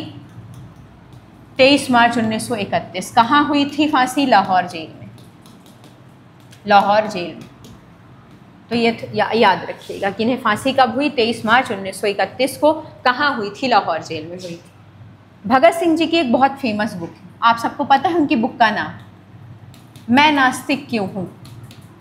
मैं नास्तिक क्यों हूँ, ये बुक लिखी थी शहीद आज़म भगत सिंह जी ने। मैं नास्तिक क्यों, ये उनकी बुक पूछी जाती है कि कौन सी बुक लिखी थी, तो मैं नास्तिक क्यों हूँ। ठीक है, फांसी कब हुई? 23 मार्च 1931 लाहौर जेल। आज भी भगत सिंह के ऊपर जितनी मूवीज़ बनती हैं तो लास्ट के सीन में तो रोना आ ही जाता है। रामप्पा मंदिर किस राज्य में स्थित है? रामप्पा मंदिर किस राज्य में है जिसे 2021 में यूनेस्को विश्व धरोहर स्थल सिद्ध किया गया? तो रामप्पा मंदिर कहाँ है जिसे 2021 में क्या घोषित किया गया है? विश्व धरोहर स्थल। कर्नाटक, तमिलनाडु, तेलंगाना, आंध्र प्रदेश। तो बताइए रामप्पा मंदिर कहाँ स्थित है जो यूनेस्को साइट भी है? जल्दी बता दीजिए कि रामप्पा कहाँ है। देखिए जो रामप्पा मंदिर है वो कहाँ स्थित है? तेलंगाना में स्थित है, और इसे 2021 में यूनेस्को साइट घोषित किया गया है, विश्व धरोहर स्थल घोषित किया गया है।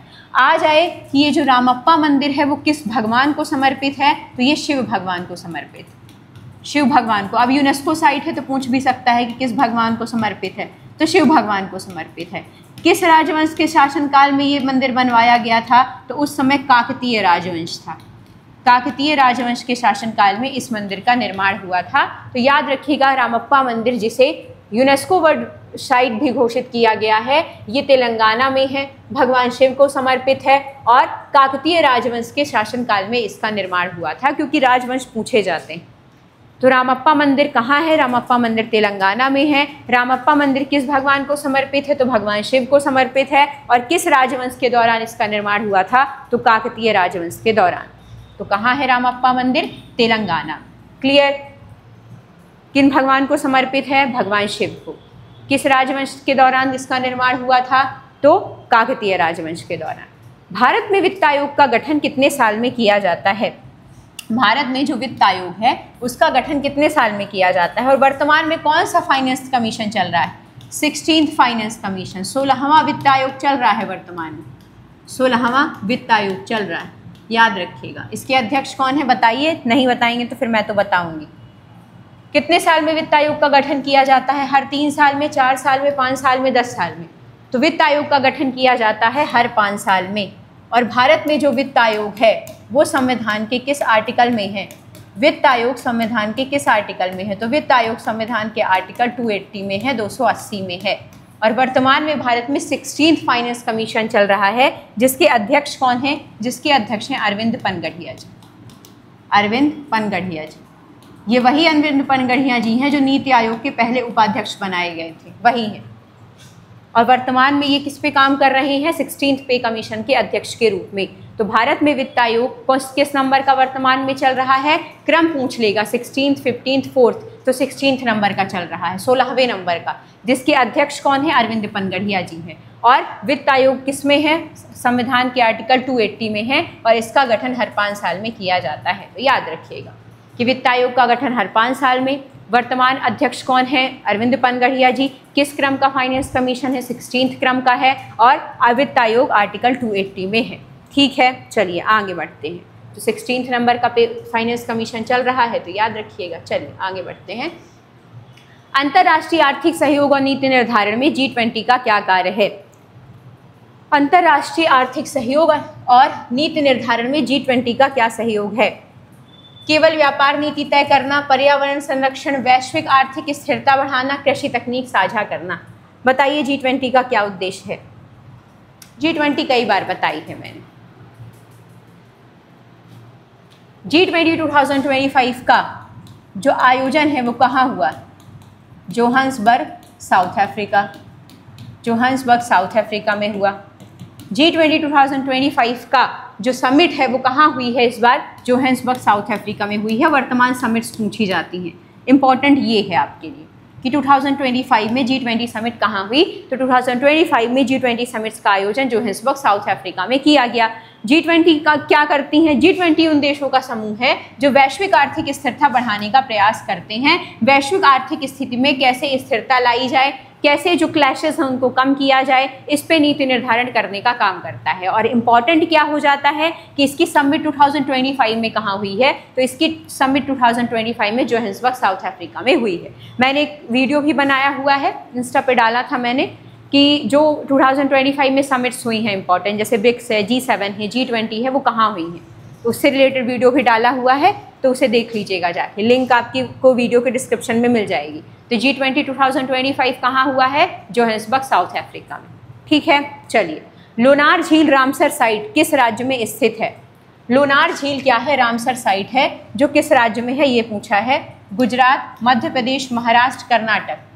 बताइए। तो सबसे पहली बात तो जो लोनार है वो कैसी है? रामसर साइट है। और रामसर साइट किससे संबंधित होती हैं? रामसर साइट आर्द्र भूमियों के संरक्षण से संबंधित होती हैं, बताया था मैंने।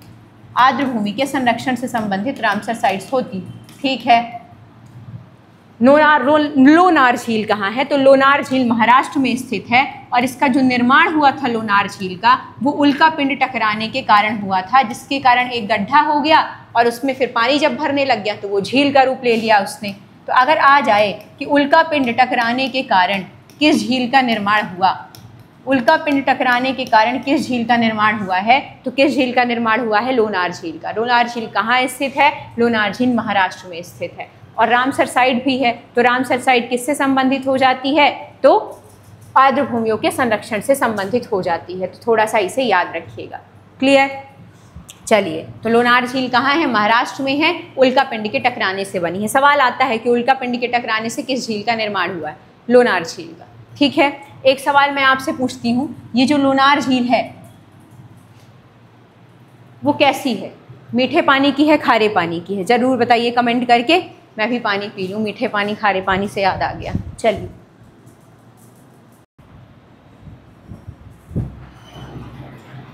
तो बताइएगा लोनार कैसी है, खारी है कि मीठी है? ये आपसे मेरा सवाल है कि खारी झील है या मीठी झील है।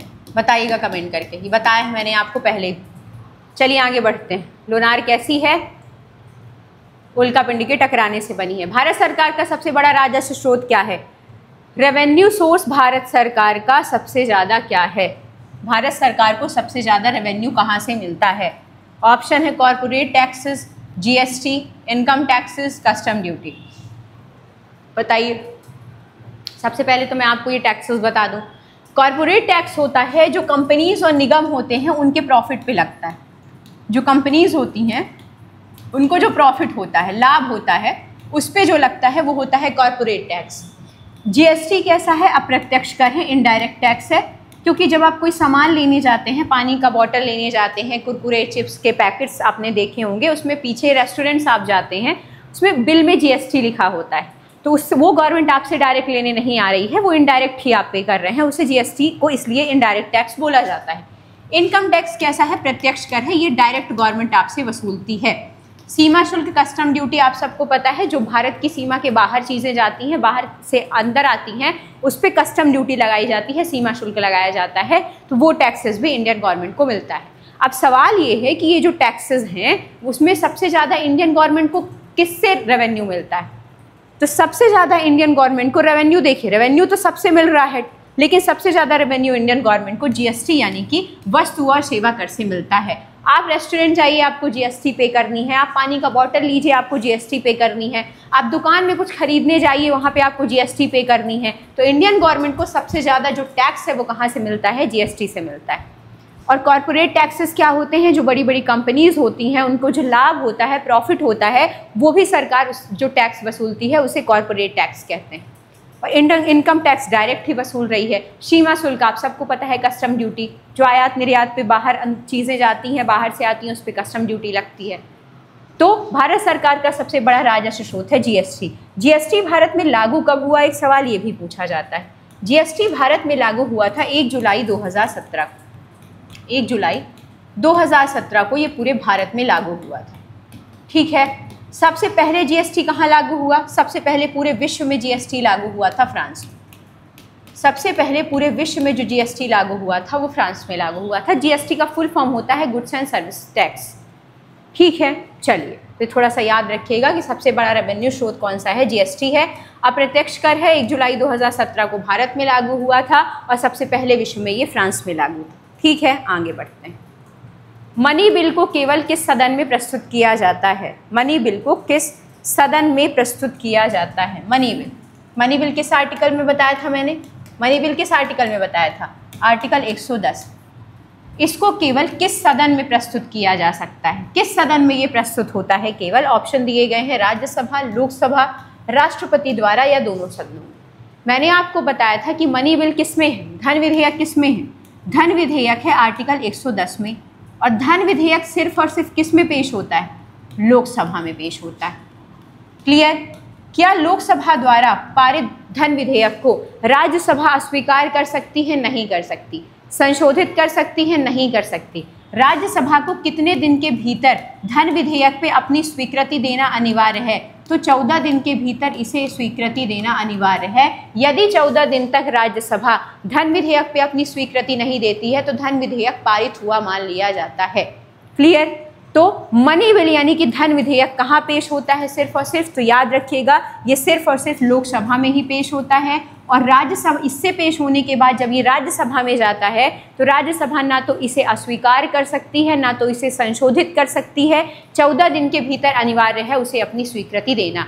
सवाल आता है कि लोकसभा द्वारा पारित धन विधेयक को राज्यसभा कितने दिन में बाउंडेड है स्वीकृति देने के लिए? 14 दिन, 15 दिन, 11 दिन। तो राइट आंसर होता है 14 दिन। क्लियर? और धन विधेयक पे अंतिम निर्णय, कोई विधेयक धन विधेयक है या नहीं, इसका निर्धारण कौन करेगा? कोई विधेयक धन विधेयक है या नहीं, इसका अंतिम निर्णय किसका होता है? कोई विधेयक धन विधेयक है या नहीं, इसका अंतिम निर्णय कौन करता है? तो मैंने आपको बताया था कि कोई विधेयक धन विधेयक है या नहीं, इसमें अंतिम निर्णय किसका होता है? लोकसभा अध्यक्ष का। तो ये भी सवाल पूछा जाता है कि कोई विधेयक धन विधेयक है या नहीं, ये कौन बताएगा? तो ये लोकसभा अध्यक्ष बताएगा, इसका निर्णय होता है। ठीक है, तो कोई विधेयक धन विधेयक है या नहीं, ये लोकसभा अध्यक्ष बताता है। मनी बिल लोकसभा में पेश होता है। राज्यसभा को 14 दिन के भीतर इस पे अपनी स्वीकृति अनिवार्य है। और धन विधेयक आर्टिकल 110 में है।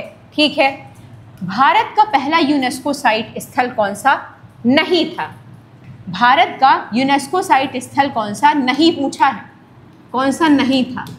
इंग्लिश में लिखा है इसने, नहीं, कौन सा नहीं था? ऑप्शन है आप सबके सामने, अजंता, कुतुब मीनार, ताजमहल, एलोरा। बताइए। देखिए, यूनेस्को में बहुत सारे स्थल इंडिया के घोषित किए गए हैं, लेकिन जो पहली बार जब घोषित हुए शामिल हुए तो उनमें से कौन सा नहीं था? तो देखिए, भारत में जब यूनेस्को साइट घोषित की गई तो 1983 से इनकी शुरुआत होती है और 1983 में बहुत सारे स्थलों को यूनेस्को साइट घोषित किया गया, जिसमें से थी अजंता की गुफाएं, अजंता गुफाएं, एलोरा गुफाएं, आगरा का किला, ताजमहल, इन सभी को घोषित किया गया एक साथ यूनेस्को साइट। तो अगर आ जाए, वही पूछा है कि भारत की पहली यूनेस्को साइट जिसे घोषित नहीं किया गया, तो पूछा गया है 1983 में जिन यूनेस्को साइट्स को घोषित किया गया था उनमें से शामिल कौन नहीं था? तो भारत की पहली यूनेस्को विश्व धरोहर स्थल कौन सा नहीं था? तो बताइए। अजंता तो था, बिल्कुल था, अजंता की गुफाएं तो थी जो 1983 में शामिल की गई, एलोरा की गुफाएं भी शामिल थी जो 1983 में शामिल की गई, आगरा का किला भी था, ताजमहल भी था।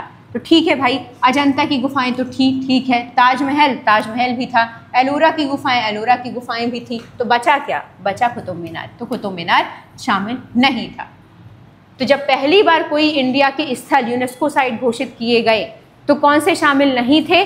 तो उसमें कुतुब मीनार नहीं था। 4 चीज़ों को यूनेस्को साइट घोषित किया गया था पहली बार 1983 में, अजंता की गुफाएं, एलोरा की गुफाएं, आगरा का किला, ताजमहल। ताजमहल जाएंगे आप, वहीं से आगरा का किला दिखता है, बहुत ही विशाल किला है। मौका मिले तो आगरा के किले का विजिट जरूर करिएगा। लोग ताजमहल तो देख लेते हैं, लेकिन वहीं से ताजमहल का जो कैंपस है जहां आपको कहा जाता है कि आप स्लीपर्स अपनी उतार दीजिए, वहां से आप ताजमहल जब विजिट करते हैं तो वहीं से आपको आगरा का किला दिखता है। उस आगरे के किले को ज़रूर विजिट करिएगा, बहुत प्यारा किला है। चलिए आगे बढ़ते हैं। तो 1983 में 4 जो किले हैं उनको घोषित किया गया था यूनेस्को साइट। भारत में आर्थिक योजना बनाने के लिए पहले किस संस्था की जिम्मेदारी थी? भारत में आर्थिक योजनाएं बनाने के लिए पहले किस संस्था की जिम्मेदारी थी? वित्त आयोग की, योजना आयोग की, नीति आयोग की या नास्कॉम की? बताइए। नास्कॉम की। बताइए, आर्थिक योजना बनाने की जिम्मेदारी पहले किसकी थी? आप सबको पता है कि 15 मार्च 1950 को पंडित जवाहरलाल नेहरू जी द्वारा, जो तत्कालीन भारत के प्रधानमंत्री जी थे, उनके द्वारा योजना आयोग बनाया गया। योजना आयोग क्या करता था? ये पंचवर्षीय योजनाएं बनाता था। 5 साल की कुछ टारगेट्स लिए जाते थे कि ये टारगेट हमें पूरे करने हैं, और ये पंचवर्षीय योजनाएं बनाई जाती थी, और इसी को कहा जाता था आर्थिक योजनाएं बनाना। तो आर्थिक योजना बनाने की जिम्मेदारी किसकी थी? योजना आयोग की। योजना आयोग का गठन पूछ ले तो 15 मार्च 1950 को किनके द्वारा किया गया था? पंडित जवाहरलाल नेहरू जी द्वारा किया गया था। क्लियर? योजना आयोग की समाप्ति 2014 में नरेंद्र मोदी जी द्वारा कर दी गई और नया एक आयोग बनाया गया, नीति आयोग। 1 जनवरी 2015 को नीति आयोग का गठन किया गया योजना आयोग के स्थान पे। क्लियर? तो पहले भारत में आर्थिक नियोजन बनाने की पूर्व में पूछा है, पूर्व में किस संस्था की जिम्मेदारी थी? तो पहले किस संस्था की जिम्मेदारी थी? तो योजना आयोग राइट आंसर हो जाएगा, क्योंकि पूछा है पूर्व में, पहले। तो पहले किस संस्था की जिम्मेदारी थी? योजना आयोग। क्लियर? योजना आयोग का गठन कब हुआ था? तो योजना आयोग का गठन अभी भी कभी कभार पूछ लेता है, तो 15 मार्च 1950 को हुआ था। ये काम क्या करता था? भारत में पंचवर्षीय योजनाएं बनाने का काम करता था। इसके स्थान पे अब भारत में कौन सी संस्था है? तो नीति आयोग। संविधान सभा द्वारा भारतीय संविधान को कब अंगीकृत, अधिनियमित, आत्मर्पित किया गया? ये लाइन संविधान की प्रस्तावना की है कि भारतीय संविधान को आज हम सब अंगीकृत, अधिनियमित और आत्मर्पित करते हैं। और ये कब किया गया? 15 अगस्त 1947, 26 नवंबर 1949, 26 जनवरी 1950, 9 दिसंबर 1946। तो संविधान सभा द्वारा भारतीय संविधान को अडॉप्ट कब किया गया था? तो 26 नवंबर 1949 को अडॉप्ट किया गया था। इसी वजह से हर साल 26 नवंबर को संविधान दिवस भी मनाते हैं। 26 नवंबर को क्या मनाया जाता है? संविधान दिवस के रूप में मनाया जाता है। कंफ्यूज मत होइएगा, 26 जनवरी 1950 लगा के मत आ जाइएगा। कहा लागू हुआ था 26 जनवरी 1950 को संविधान? 26 जनवरी 1950 को जो संविधान था वो लागू हुआ था। एडॉप्ट कब हुआ था? एडॉप्ट पूछा है, एडॉप्ट कब हुआ था? ये 26 नवंबर 1950 को। इसी वजह से हर साल 26 नवंबर को क्या मनाया जाता है? संविधान दिवस। 26 नवंबर को संविधान दिवस सेलिब्रेट किया जाता है। तो संविधान सभा द्वारा भारतीय संविधान को कब अंगीकृत, अधिनियमित और आत्मार्पित मतलब एडॉप्ट किया गया, तो डेट क्या है 26 नवंबर 1949। लोग 26 जनवरी 1950 में कंफ्यूज होते हैं, तो नहीं, एडॉप्ट 26 नवंबर को किया गया था, संविधान लागू 26 जनवरी को हुआ था। ठीक है, जब एडॉप्ट हुआ इसी वजह से हर साल संविधान दिवस मनाते हैं। सवाल पूछा जाता है कि संविधान दिवस कब मनाया जाता है, 26 जनवरी, 26 नवंबर, तो क्या लगा के आएंगे? संविधान दिवस मनाया जाता है कब, 26 जनवरी या 26 नवंबर? तो 26 नवंबर को संविधान दिवस मनाया जाता है, क्योंकि इस दिन भारतीय संविधान सभा ने जो संविधान है उसको एडॉप्ट किया था। और लागू कब हुआ था संविधान? 26 जनवरी 1950। और 9 दिसंबर 1946 को आप सबको पता है संविधान सभा की पहली बैठक हुई थी, फर्स्ट बैठक हुई थी, जिसमें अध्यक्ष कौन बनाए गए थे अस्थायी तौर पे? डॉक्टर सच्चिदानंद सिन्हा जी। 9 दिसंबर 1946 को संविधान सभा की पहली बैठक हुई थी और 15 अगस्त को तो देश ही आज़ाद हुआ था। तो ये छोटी छोटी चीज़ें जानना ज़रूरी है। जब हम पढ़ रहे हैं एक जगह तो सारी चीज़ें पढ़ना है, और सामने एग्ज़ाम है तो जितनी ज़्यादा से ज़्यादा चीज़ें रिवाइज हो जाएं उतना अच्छा है। ठीक है, चलिए आगे बढ़ते हैं। भारत सरकार की पहली रामसर साइट कौन सी थी? भारत सरकार की पहली रामसर साइट कौन सी थी? पहली Ramsar site, first Ramsar site of India. Option दिया गया है सुंदरवन का डेल्टा, चिल्का झील और केवलादेव राष्ट्रीय उद्यान, लोनार झील और काजीरंगा राष्ट्रीय उद्यान। तो आप सबको पता है कि भारत की पहली रामसर साइट थी चिल्का झील। और चिल्का झील कैसी झील है? खारे पानी की झील है, खारे पानी की झील है। और कहाँ स्थित है? उड़ीसा में स्थित है। क्लियर? तो भारत की पहली रामसर साइट कौन सी घोषित थी? भारत की पहली रामसर साइट थी चिल्का झील, उड़ीसा में स्थित है और एशिया की सबसे बड़ी खारे पानी की झील भी है, आप सब जानते हैं। चलिए आगे बढ़ते हैं। राष्ट्रपति द्वारा जारी अध्यादेश की अवधि अधिकतम कितनी होती है?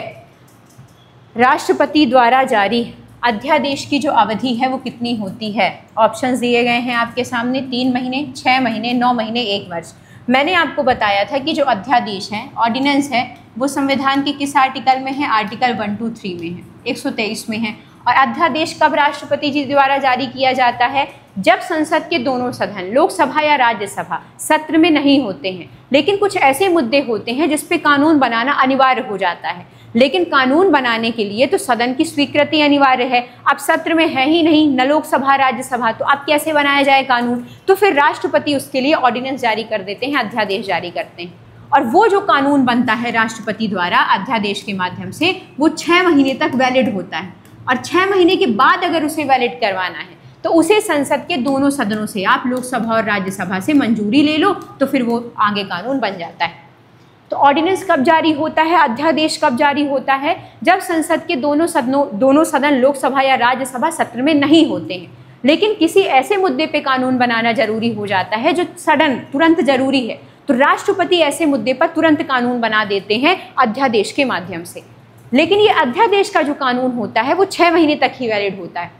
6 महीने, 6 सप्ताह, दोनों कभी कभी ऑप्शंस में आते हैं, तो उसमें कंफ्यूज नहीं होना है। 6 महीने तक ही वैलिड होता है, और ये 6 महीने के बाद अगर इसको कंटिन्यू करना है तो लोकसभा और राज्यसभा की मंजूरी ले लो और वो कंटिन्यू रहेगा। ठीक है, तो अध्यादेश का जो कानून है वो कितने महीने तक अधिकतम हो सकता है अवधि? तो वो अधिकतम हो सकती है अवधि 6 महीने तक। ठीक है, चलिए आगे बढ़ते हैं। भारत में आर्थिक नियोजन की शुरुआत कब हुई थी? भारत में आर्थिक नियोजन की शुरुआत कब से मानी जाती? आर्थिक नियोजन की शुरुआत, तो देखिए ऑप्शंस दिए गए हैं 1947, 50, 51, 55। आर्थिक नियोजन का मतलब होता है कि जो हमारे पास पैसे हैं उनका कैसे नियोजित तरीके से उपयोग किया जाए। आप सबको पता है कि भारत में शुरू की गई पंचवर्षीय योजनाएं। पंचवर्षीय योजनाओं में क्या प्लान किया गया कि हम 5 साल का एक टारगेट रखेंगे कि हमें क्या क्या चीज़ें अचीव करनी है एग्रीकल्चर सेक्टर में, मैन्युफैक्चरिंग सेक्टर में, सर्विस सेक्टर पे, गरीबी, बेरोजगारी, भुखमरी, इन सब के लिए हमको क्या क्या चीज़ें ऑर्गेनाइज तरीके से करनी है। उसके लिए पंचवर्षीय योजनाएं चालू की गई, उसी को आर्थिक नियोजन कहा जाता है। और भारत में पंचवर्षीय योजनाओं की शुरुआत, पहली पंचवर्षीय योजना कब आई थी? 1951 में। और कब से कब तक थी बताइए? अब सीधी सी बात है, पंचवर्षीय योजना 5 साल ही होगी, तो 51 से शुरू हुई पंचवर्षीय योजनाओं की शुरुआत, और यहीं से माना जाता है कि आर्थिक नियोजन शुरुआत हुई थी। तो आर्थिक नियोजन की शुरुआत कब से हुई? जब से भारत में पंचवर्षीय योजनाओं की शुरुआत हुई। और पंचवर्षीय योजना कब आई थी पहली? 1951 में। तो आर्थिक नियोजन का मतलब ये था कि अर्थव्यवस्था के समग्र जो नीतियां हैं उनको एक आधार प्रदान करना, और उस आधार पे आर्थिक नियोजन आया था।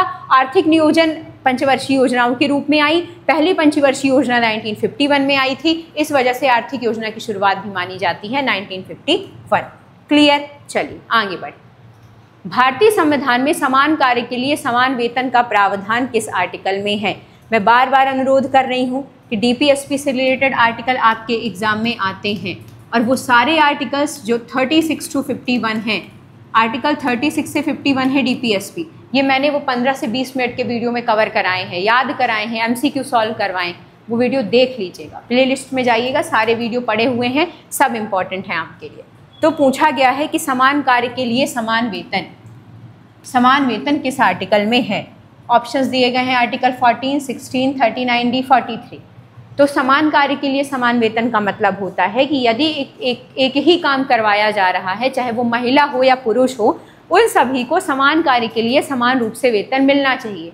और समान कार्य के लिए समान वेतन का प्रावधान है आर्टिकल 39D में, और ये मैंने बताया था आपको।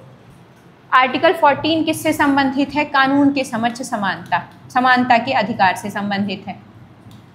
तो आर्टिकल 14 में क्या है? समानता का अधिकार। आर्टिकल 16 क्या बताता है? अवसर की समानता। लोक नियोजन में अवसर की समानता मतलब जैसे आपके लिए वैकेंसी निकलती हैं तो उस वैकेंसी में सभी को समान रूप से फाइट करने का अधिकार होता है, वही है आर्टिकल 16, सभी को अवसर की समानता। 39D समान कार्य के लिए समान वेतन। और 43 में क्या है? मैंने बताया था कि डीपीएसपी के दौरान 40 में ग्राम पंचायतों का गठन होता है, 41 में रोजगार, शिक्षा, सार्वजनिक सहायता मांगी जाती है, 42 में कार्य के दौरान उचित मानवीय दशाएं मांगी जाती हैं, और 43 में मांगा जाता है श्रमिकों के लिए उचित निर्वाह मजदूरी। ये 43 में है। और 43A में क्या है? 43A में क्या है? 43A में कहा गया है कि उद्योग प्रबंधन में श्रमिकों की भागीदारी, तो ये आर्टिकल बहुत पूछा जाता है, आर्टिकल 43A कि ये किससे रिलेटेड है? तो ये उद्योगों के प्रबंधन में श्रमिकों की भागीदारी से, उद्योगों के प्रबंधन में श्रमिकों की भागीदारी से संबंधित है, श्रमिकों की भागीदारी से। तो जब सारे आर्टिकल्स दिए हुए हैं तो सारे जान ही लीजिए। क्लियर? तो समान कार्य के लिए समान वेतन संविधान के किस आर्टिकल में है? तो राइट आंसर हो जाएगा आर्टिकल 39D में समान कार्य के लिए समान वेतन। आर्टिकल 14 क्या करता है? समता के अधिकार से, समानता के अधिकार से संबंधित है कि कानून के समक्ष सभी व्यक्ति समान हैं। 16 में लोक नियोजन में अवसर की समानता है, जैसे आप एग्जाम फाइट कर रहे हैं तो सभी को समान रूप से उसमें फाइट करने का अधिकार है, वही आर्टिकल 16 में। आर्टिकल 43 मजदूरों के लिए है कि मजदूरों को एक उचित निर्वाह मजदूरी प्रदान की जाएगी। और यहीं पे आपको 43A जान लेना भी ज़रूरी है कि 43A उद्योगों के प्रबंधन में श्रमिकों की भागीदारी से संबंधित। क्लियर? डीपीएसपी किस भाग में है? संविधान के भाग 4 में है। कहाँ से अडॉप्ट किए गए हैं? आयरलैंड से। और किस आर्टिकल से किस आर्टिकल तक है? 36 to 51। ठीक है, तो समान कार्य के लिए समान वेतन आर्टिकल 39D। आगे बढ़ते हैं। IMF का मुख्यालय कहाँ स्थित है? बताइए। IMF का जो मुख्यालय है वो कहाँ है? इंटरनेशनल मॉनेटरी फंड का मुख्यालय कहाँ है? New York, Geneva, Washington DC, Paris. IMF और वर्ल्ड बैंक का जो गठन हुआ था वो ब्रिटेन वुड्स सम्मेलन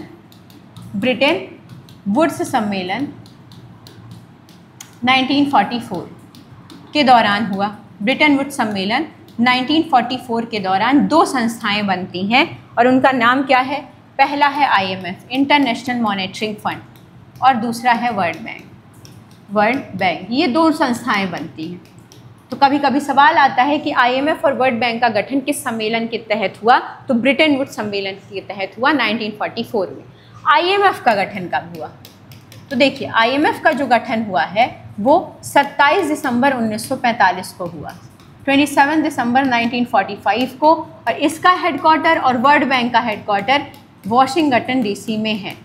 वाशिंगटन DC, ये इन दोनों का हेडक्वार्टर कहाँ है? वाशिंगटन DC में है। वर्ल्ड बैंक का भी और IMF का भी। तो ये डेट याद रखनी है कि IMF का गठन कब हुआ? 27 दिसंबर 1945 को। और ये काम क्या करता है IMF? तो ये आर्थिक सहयोग को बढ़ावा देता है, आर्थिक सहयोग प्रदान करता है विभिन्न देशों को, आर्थिक सहयोग प्रदान करता है। क्लियर? तो तो IMF और वर्ल्ड बैंक का गठन किस सम्मेलन के तहत हुआ? ब्रिटन वुड्स सम्मेलन। ब्रिटन वुड्स सम्मेलन कब हुआ था? 1944 में। इसमें दो संस्थाएं बनी, IMF और वर्ल्ड बैंक। IMF का जो फुल फॉर्म है वो है इंटरनेशनल मॉनेटरिंग फंड। ये क्या करता है? सभी देशों को आर्थिक सहायता देने का प्रयास करता है, और इसका हेड ऑफिस और वर्ल्ड बैंक का हेड ऑफिस कहाँ स्थित है? वॉशिंगटन DC में है। और IMF का जो गठन है वो कब हुआ था? तो IMF का जो फॉर्मेशन या गठन हुआ था 27 दिसंबर 1945 को हुआ था। तो IMF का मुख्यालय कहाँ स्थित है? तो याद रखिएगा हेड ऑफिस कहाँ जाना हमने, जो IMF का हेड ऑफिस है, और वर्ल्ड बैंक का वॉशिंगटन DC में। ठीक है, चलिए न्यूयॉर्क लगा के चले आते हैं लोग, कंफ्यूज मत होइएगा, वाशिंगटन DC है। ठीक है, चलिए ये बताना ज़रूरी रहता है कि लोग कहाँ गलती करते हैं, ताकि जब हम गलती करने जाएं तो याद रहे कि किसी ने कहा था कि ये गलती नहीं करनी। चलिए, सर्वोच्च न्यायालय संविधान के किस भाग में है? सर्वोच्च न्यायालय मतलब सुप्रीम कोर्ट। सुप्रीम कोर्ट संविधान के किस भाग में है? अब ऑप्शन है आप सबके सामने 4, 5, 6, 9। अब आप जान लीजिए कि जब मैंने ये बताया था संविधान के भाग मैंने पढ़ाए थे, अगर मैं बार बार रिपीट कर रही हूँ, भाग, अनुसूची और आर्टिकल्स, दिक्कत है, वीडियो पढ़े हुए हैं, देख लीजिएगा, दिक्कत खत्म हो जाएगी। एक सवाल तय है एग्जाम में। संविधान के भाग 4 में क्या है? DPSP है, नीति निर्देशक तत्व है राज्य के। 5 में क्या है? संघ है। 6 में क्या है? राज्य है। 9 में क्या है? पंचायतें। ठीक है, अब आप मुझे ये बताइए कि जो संघ में, हमने नहीं पढ़ा था कि संघ में भारत सरकार आती है?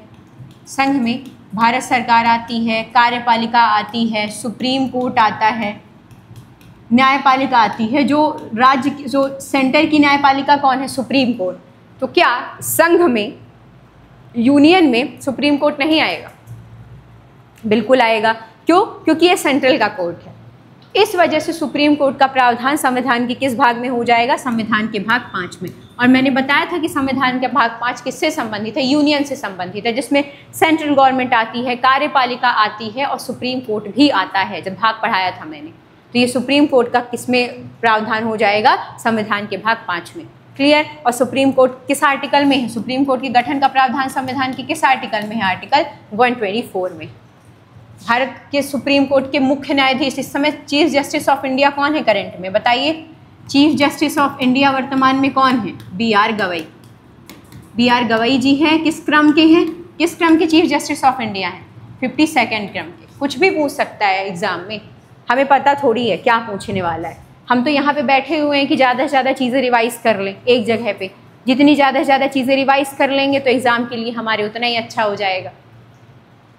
तो सर्वोच्च न्यायालय संविधान के किस भाग में पूछ ले तो डरना नहीं है। इसलिए नहीं डरना है कि सुप्रीम कोर्ट जो है वो यूनियन का पार्ट है, संघ का पार्ट है, सेंटर का पार्ट। तो इस वजह से ये संविधान के भाग 5 में आ जाएगा। क्लियर? वर्तमान में चीफ जस्टिस ऑफ इंडिया कौन है? BR गवई जी है, 52nd क्रम के हैं। ये क्रम पूछ लेता है कि वर्तमान में जो भारत के मुख्य न्यायाधीश हैं वो किस क्रम के मुख्य न्यायाधीश हैं? तो 52nd क्रम के। ठीक है, चलिए आगे बढ़। भारत में MSP की सिफारिश कौन करता है? भारत में MSP की सिफारिश कौन करता है? MSP minimum support price. कृषि मंत्रालय, RBI, योजना आयोग, कृषि लागत मूल्य आयोग यानी कि CACP। देखिए MSP क्या होता है? मिनिमम सपोर्ट प्राइस की फसल पे बीमा प्रदान करने की एक टेक्निक है। जो हमारी गवर्नमेंट होती है वो किसानों को एक आधार देती है कि आप अपनी फसल उगाइए, इस पे हम इतना मिनिमम सपोर्ट प्राइस देंगे, MSP देंगे। मतलब कि आपकी जो फसल है वो इस रेट पे तो बिक ही बिक जाएगी, क्योंकि आपको पता है बाज़ार किस पे चलता है? डिमांड और सप्लाई पे चलता है। मान लीजिए फसल बोई गई, किसान ने प्याज उगा ली, क्योंकि पिछले साल प्याज का जो उत्पादन, मतलब प्याज की जो डिमांड थी वो ज़्यादा थी, तो प्याज की वैल्यू ज़्यादा मिली किसानों को। इस साल भी किसानों ने प्याज उगाई। अब प्याज तो उगा ली, लेकिन जो मार्केट में जो डिमांड है वो प्याज की वो घट गई। अब किसान बेचारे क्या करें? तो किसानों को दिया जाता है मिनिमम सपोर्ट प्राइस गवर्नमेंट के द्वारा कि आप अपनी फसल उगाइए, उस पर हम इतना मिनिमम सपोर्ट प्राइस तो आपको देंगे। तो इससे किसानों को क्या मिल जाता है? एक आश्वासन मिल जाता है, एक बीमा कवरेज मिल जाता है कि चलो हम फसल उगाते हैं, अगर हमारी फसल की डिमांड नहीं भी रही मार्केट में तो हमारी जो गवर्नमेंट है वो इतने पे तो हमसे खरीद ही लेगी। और वही प्राइस कहलाता है मिनिमम सपोर्ट प्राइस कि इतने ही प्राइस में तो जो फसल है वो खरीदी ही खरीदी जाएगी और वो गवर्नमेंट प्रदान करती है। तो एमएसपी की सिफारिश किसके द्वारा की जाती है? सीएसीपी द्वारा लागू की जाती है। तो एमएसपी की सिफारिश कौन करता है? कृषि लागत एवं मूल्य आयोग इसकी सिफारिश करता है। तो याद रखिएगा कि सीएसीपी एमएसपी की सिफारिश करता है। और एमएसपी क्या होता है? एमएसपी का फुल फॉर्म होता है मिनिमम सपोर्ट प्राइस। ये गवर्नमेंट प्रदान करती है किसानों को उनकी फसलों पे बीमा के आधार पे, उनकी फसलों पे इस आधार पे कि आपकी फसल का नुकसान नहीं होगा, हम इतने मिनिमम सपोर्ट प्राइस पे तो आपकी फसल खरीदेंगे ही खरीदेंगे। और एक और टेक्निक यहाँ पे काम करती है, मान लीजिए किसी साल गेहूं का उत्पादन बहुत ज़्यादा कम हो गया, तो गवर्नमेंट ने क्या कर दिया? एमएसपी गेहूं पे बहुत ज़्यादा हाई कर दी। तो अब लोगों को एमएसपी हाई मिल रही है गेहूं पे, तो लोग गेहूं ज़्यादा उत्पादन करना चालू कर देंगे, क्योंकि उन्हें पता है कि अगर डिमांड नहीं भी बढ़ी गेहूं की तो सरकार ने एमएसपी हाई करके रखा है, तो उस हाई एमएसपी पे वो हमें तो पेमेंट करेगी ही करेगी। तो ये भी एक रेगुलेशन होता है एमएसपी के थ्रू, जिस फसल का उत्पादन सरकार को करवाना होता है वो एमएसपी हाई करवा लेती है। ठीक है, चलिए, तो एमएसपी को कौन लागू करता है? सीएसीपी लागू करता है। उच्चतम न्यायालय के न्यायाधीश की नियुक्ति कौन करता है? सुप्रीम कोर्ट के न्यायाधीश की नियुक्ति कौन करता है? बताइए, सुप्रीम कोर्ट के न्यायाधीश की नियुक्ति कौन करता है? ऑप्शन दिए गए हैं, प्रधानमंत्री जी, संसद, राष्ट्रपति, कानून मंत्री। तो सुप्रीम कोर्ट के न्यायाधीश की नियुक्ति राष्ट्रपति जी द्वारा की जाती है। हाई कोर्ट के न्यायाधीश की नियुक्ति किसके द्वारा की जाती है? बताइए, हाई कोर्ट के न्यायाधीश की नियुक्ति कौन करता है? तो हाई कोर्ट के न्यायाधीश की नियुक्ति भी राष्ट्रपति द्वारा ही की जाती है, याद रखिएगा। क्लियर? जो सुप्रीम कोर्ट है वो आर्टिकल 124 में है, 124 में है, हाई कोर्ट 214 में, आर्टिकल 214 में। क्लियर? तो ये याद रखिएगा। तो हाई सुप्रीम कोर्ट के न्यायाधीश की नियुक्ति राष्ट्रपति कर रहे हैं, हाई कोर्ट के न्यायाधीश की नियुक्ति राष्ट्रपति कर रहे हैं। सुप्रीम कोर्ट आर्टिकल 124 में है, 124 में, और जो हाई कोर्ट है वो किस आर्टिकल में है? आर्टिकल 214 में।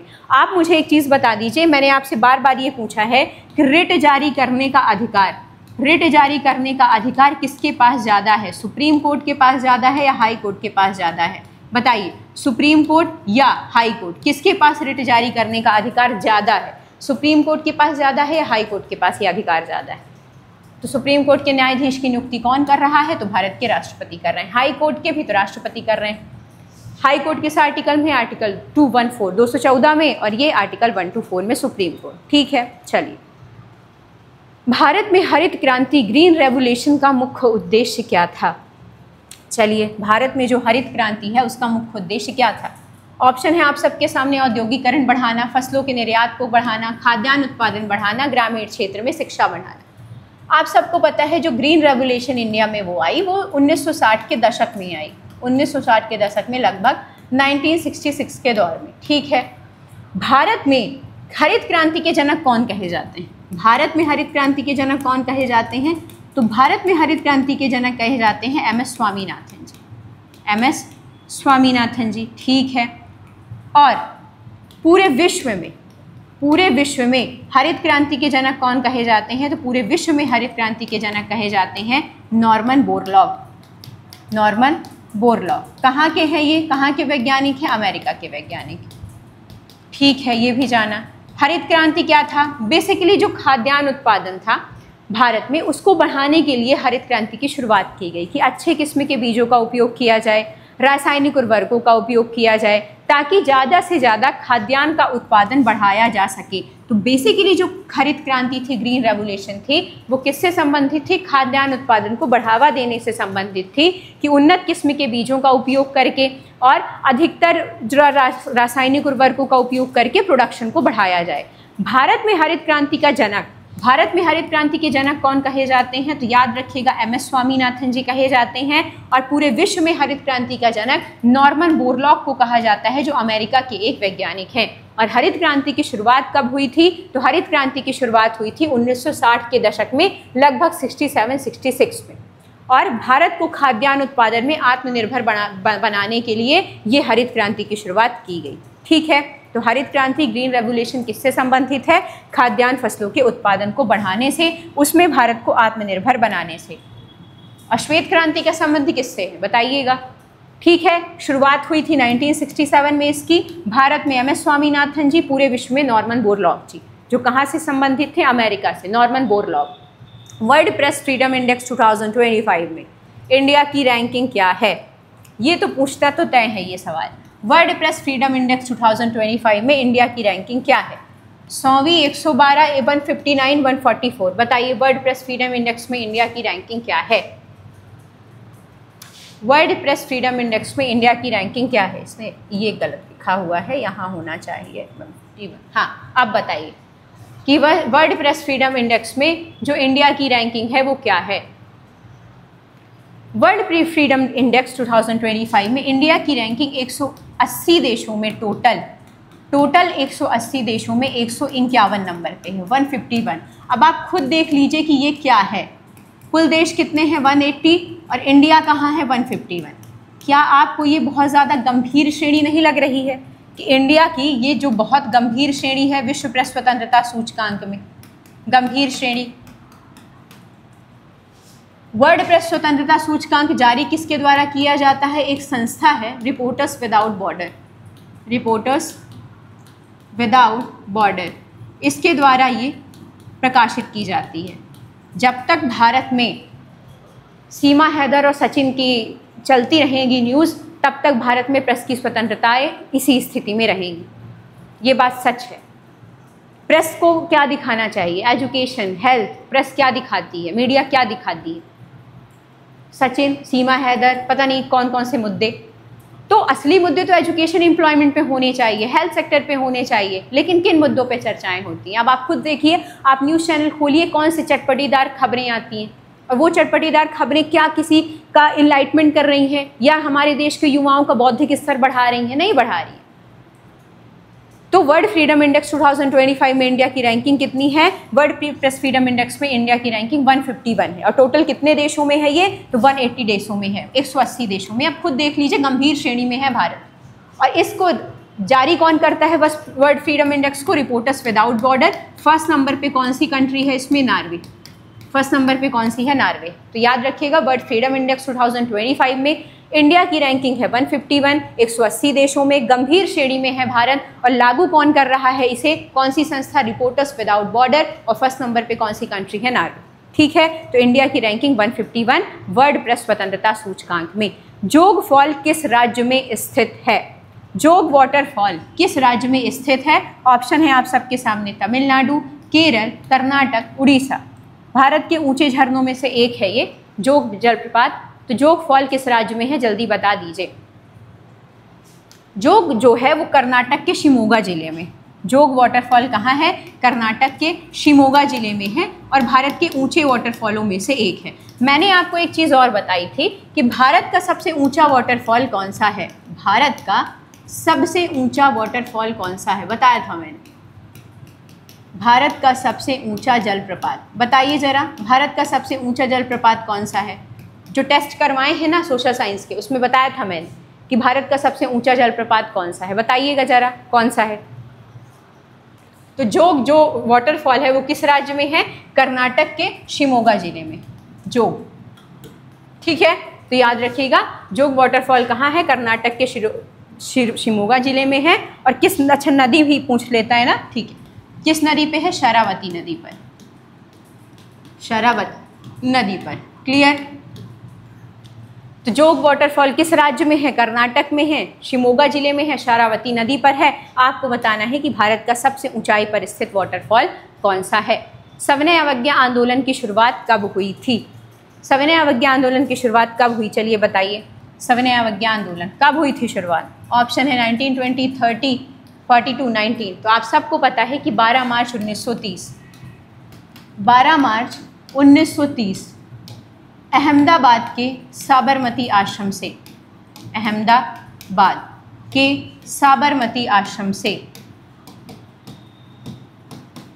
साबरमती आश्रम, यहाँ से अपने 78 अनुयायियों के साथ, ये 78 पूछा जाता है कि एग्जाम में पूछा था कि महात्मा गांधी ने सविनय अवज्ञा आंदोलन की जो दांडी यात्रा की थी उसमें कितने अनुयायी थे उनके साथ? तो 78 अनुयायी थी। साबरमती आश्रम से दांडी तक की यात्रा की, दांडी तक की यात्रा की, और कब?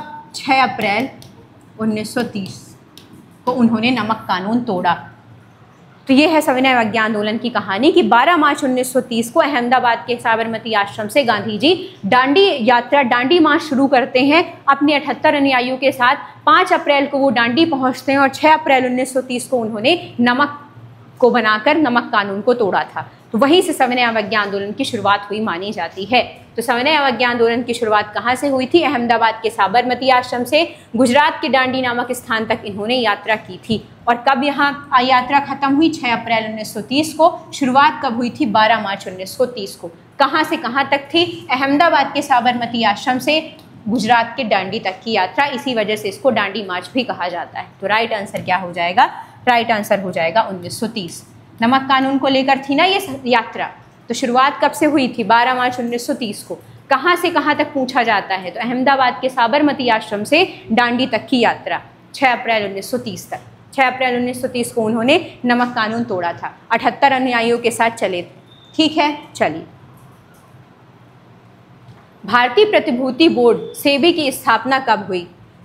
चलिए बताइए, सेबी की स्थापना कब हुई थी? सेबी की स्थापना कब हुई? ऑप्शन है आप सबके सामने, 1988, 1980, 1995, 2000। तो सेबी की स्थापना कब हुई थी? देखिए, सेबी का जो फुल फॉर्म होता है वो होता है security and exchange board of India, और जो सेबी की स्थापना हुई थी वो हुई थी 12 अप्रैल 1988।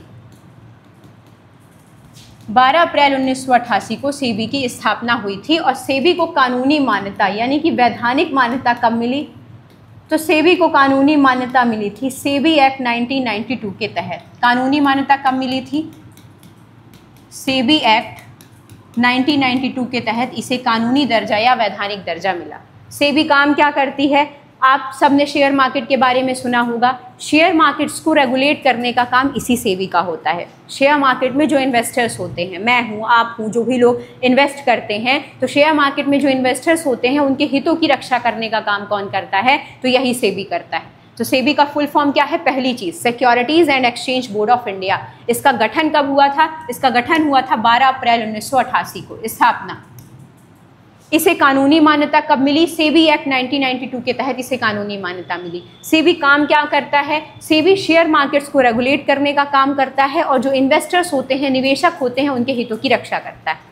तो याद रखिएगा, राइट आंसर क्या हो जाएगा? 12 अप्रैल 1988 को स्थापना हुई थी और 1992 सेबी एक्ट 1992 के तहत इसे कानूनी दर्जा प्रदान किया गया सेबी को। और सेबी किसे रेगुलेट करने का काम करता है? तो सेबी शेयर मार्केट को रेगुलेट करने का काम करता है। शेयर मार्केट को रेगुलेट करने का काम करता है और इन्वेस्टर्स के हितों की रक्षा भी करता है। ठीक है, तो आ जाए सेबी का क्या काम है? तो शेयर मार्केट्स को रेगुलेट करना और इन्वेस्टर्स के हितों की रक्षा करना। स्थापना 12 अप्रैल 1988, कानूनी मान्यता सेबी एक्ट 1992 के तहत से प्रदान की गई। ठीक है, अगला सवाल, रामसर सम्मेलन किस वर्ष और कहाँ आयोजित किया गया था? रामसर सम्मेलन किस वर्ष क्या और कहाँ आयोजित किया गया था? बताइए, रामसर सम्मेलन किस वर्ष और कहाँ आयोजित किया गया? रामसर सम्मेलन किस वर्ष और कहाँ आयोजित किया गया था? तो आप सबको पता है कि रामसर जो सम्मेलन है वो किससे संबंधित है? रामसर सम्मेलन आर्द्र भूमि के संरक्षण से संबंधित है। आर्द्र भूमि संरक्षण से संबंधित है। ठीक है, बढ़िया है। आप पूछ रहा है कि कहाँ आयोजित हुआ, तो रामसर सम्मेलन बताइए कहाँ आयोजित हुआ था? 1982 पेरिस, 71 ईरान, 1992 ब्राज़ील और 2001 भारत। बताइए, रामसर सम्मेलन पहली बार कहाँ आयोजित हुआ था? तो रामसर एक जगह है, कहाँ? 1971 में इसका आयोजन हुआ था ईरान में। ये ईरान में एक जगह है रामसर, और ये आर्द्र भूमियों के संरक्षण से संबंधित है। तो रामसर सम्मेलन का आयोजन कहाँ हुआ था? 1971 में ईरान में हुआ था, तो याद रखिएगा। और भारत में वर्तमान में कितनी रामसर साइट्स हैं? तो क्या मैंने आपको बताया है कि वर्तमान में भारत में टोटल कितनी रामसर साइट्स हैं? अभी मैंने बताया था, अभी जब हम क्वेश्चन कर रहे थे तो बताया था ना कि अब वर्तमान में कितनी रामसर साइट्स हो गई हैं। इस वजह से मैं ये क्वेश्चन पूछती रहती हूँ, दिमाग में जोड़ डालिए, जो पढ़ा है उसे रिवाइज करिए। जब दिमाग में चीज़ें जाती हैं, क्वेश्चन जाता है, तो वो रिवाइज करता है, वो दिमाग पे जोर जाता है, दिमाग एक्टिव होता है उस चीज़ के लिए कि हमने पढ़ा है। इस वजह से मैं क्वेश्चन पूछती रहती हूँ आपसे। तो रामसर सम्मेलन कहाँ हुआ था? 1971 ईरान में एक जगह है, और रामसर सम्मेलन आर्द्र भूमियों के यानी कि वेटलैंड्स के संरक्षण से संबंधित है। ठीक है, और मॉन्ट्रियल प्रोटोकॉल तो बताया ही है कि मॉन्ट्रियल प्रोटोकॉल किससे संबंधित है? मॉन्ट्रियल प्रोटोकॉल का संबंध ओजोन परत के संरक्षण से संबंधित है। प्रथम विश्व युद्ध की शुरुआत कब हुई थी? बताइए, फर्स्ट वर्ल्ड वॉर कब शुरू हुआ? 1912, 1914, 1916, 1918। जो फर्स्ट वर्ल्ड वॉर की शुरुआत हुई थी, आप सबको पता है, 1914 से हुई थी और 1918 तक ये विश्व युद्ध चला। किस मुद्दे पे चला था? ऑस्ट्रिया के राजकुमार की हत्या कर दी गई थी। ऑस्ट्रिया के राजकुमार की हत्या, इस मुद्दे पे फर्स्ट वर्ल्ड वॉर शुरू हो गया था। ऑस्ट्रिया के राजकुमार की हत्या हुई तो ऑस्ट्रिया और हंगरी ने किस पे हमला कर दिया था? सर्बिया पे। सर्बिया पे हमला कर दिया और फिर पूरा विश्व दो ध्रुवों में बट गया और विश्व युद्ध स्टार्ट। इसीलिए कहा जाता है ना कि लगता है कि अब थर्ड वर्ल्ड वॉर भी जल्दी ही होने वाला है, जिस तरीके से देशों के बीच लड़ाइयाँ चल रही हैं। तो फर्स्ट वर्ल्ड वॉर कब हुआ था? 1914 से 1918 के बीच। ऑस्ट्रिया के राजकुमार की हत्या के कारण हुआ था। ऑस्ट्रिया और हंगरी ने किस पर युद्ध की घोषणा कर दी थी? सर्बिया पे। अच्छे से लिख देते हैं, सर्बिया पे हमले की घोषणा कर दी थी ऑस्ट्रिया और हंगरी ने मिलकर। और इस तरह जो पूरा विश्व है वो दो ध्रुवों में बट गया और बस विश्व युद्ध स्टार्ट हो गया। क्लियर? तो प्रथम विश्व युद्ध की शुरुआत पूछे तो प्रथम विश्व युद्ध की शुरुआत हुई थी 1914 से लेकर 1918 के बीच। किस मुद्दे पे हुई थी? ये सवाल अधिकतर पूछा जाता है कि प्रथम विश्व युद्ध की, आपके सिलेबस में है फर्स्ट वर्ल्ड वॉर, फ्रांसीसी क्रांति, सेकेंड वर्ल्ड वॉर, तो किस मुद्दे पे हुआ था? ऑस्ट्रिया के राजकुमार की हत्या को लेकर हुआ था। तो ऑस्ट्रिया और हंगरी ने मिलकर सर्बिया पे हमला कर दिया था। क्लियर? और प्रथम विश्व युद्ध की शुरुआत पूछा है कि शुरुआत कब हुई थी? तो शुरुआत हुई थी 1914 में। क्लियर? चलिए 1914 आगे बढ़ते हैं। ग्लोबल पीस इंडेक्स 2025 किस संस्था द्वारा जारी किया जाता है? बताइए। ग्लोबल पीस इंडेक्स 2025 किस संस्था द्वारा जारी किया जाता है? इंडेक्स से एक सवाल तो आना तय है आपका। ग्लोबल पीस इंडेक्स यूएनडीपी द्वारा, institute for economics and peace, red cross, world health organisation WHO, बताइए किसके द्वारा वर्ल्ड पीस इंडेक्स जारी किया जाता है? जल्दी बता दीजिए। आपको इसमें कहीं भी पीस वर्ड दिख रहा है क्या?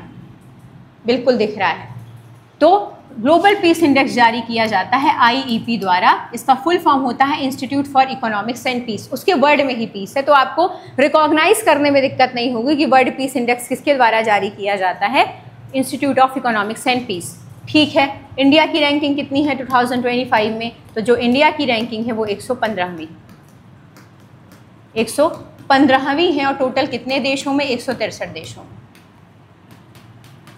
टोटल 163 देशों में जो इंडिया की रैंकिंग है वो कितनी है? 115वीं है। और फर्स्ट नंबर पे पूछा जाता है ना कि फर्स्ट नंबर पे देश कौन सा है, तो फर्स्ट नंबर पे है आइसलैंड। वैसे ही ठंडा आइसलैंड ठंडा देश है तो शांति ही रहेगी। ठीक है, तो थोड़ा सा इसको याद रखिएगा कि ग्लोबल पीस इंडेक्स 2025 किस संस्था द्वारा जारी किया जाता है? तो IEP, institute for economics and peace द्वारा। इंडिया की रैंकिंग 2025 में कितनी है? 115। टोटल कितने देशों में? तो 163 देशों में। और फर्स्ट नंबर पे कौन है? तो आइसलैंड। ठीक है, चलिए आगे बढ़ें। रिट याचिका की शक्ति उच्च न्यायालय को किस आर्टिकल के तहत दी गई है? हाई कोर्ट को किस आर्टिकल के तहत रिट जारी करने की शक्ति दी गई है?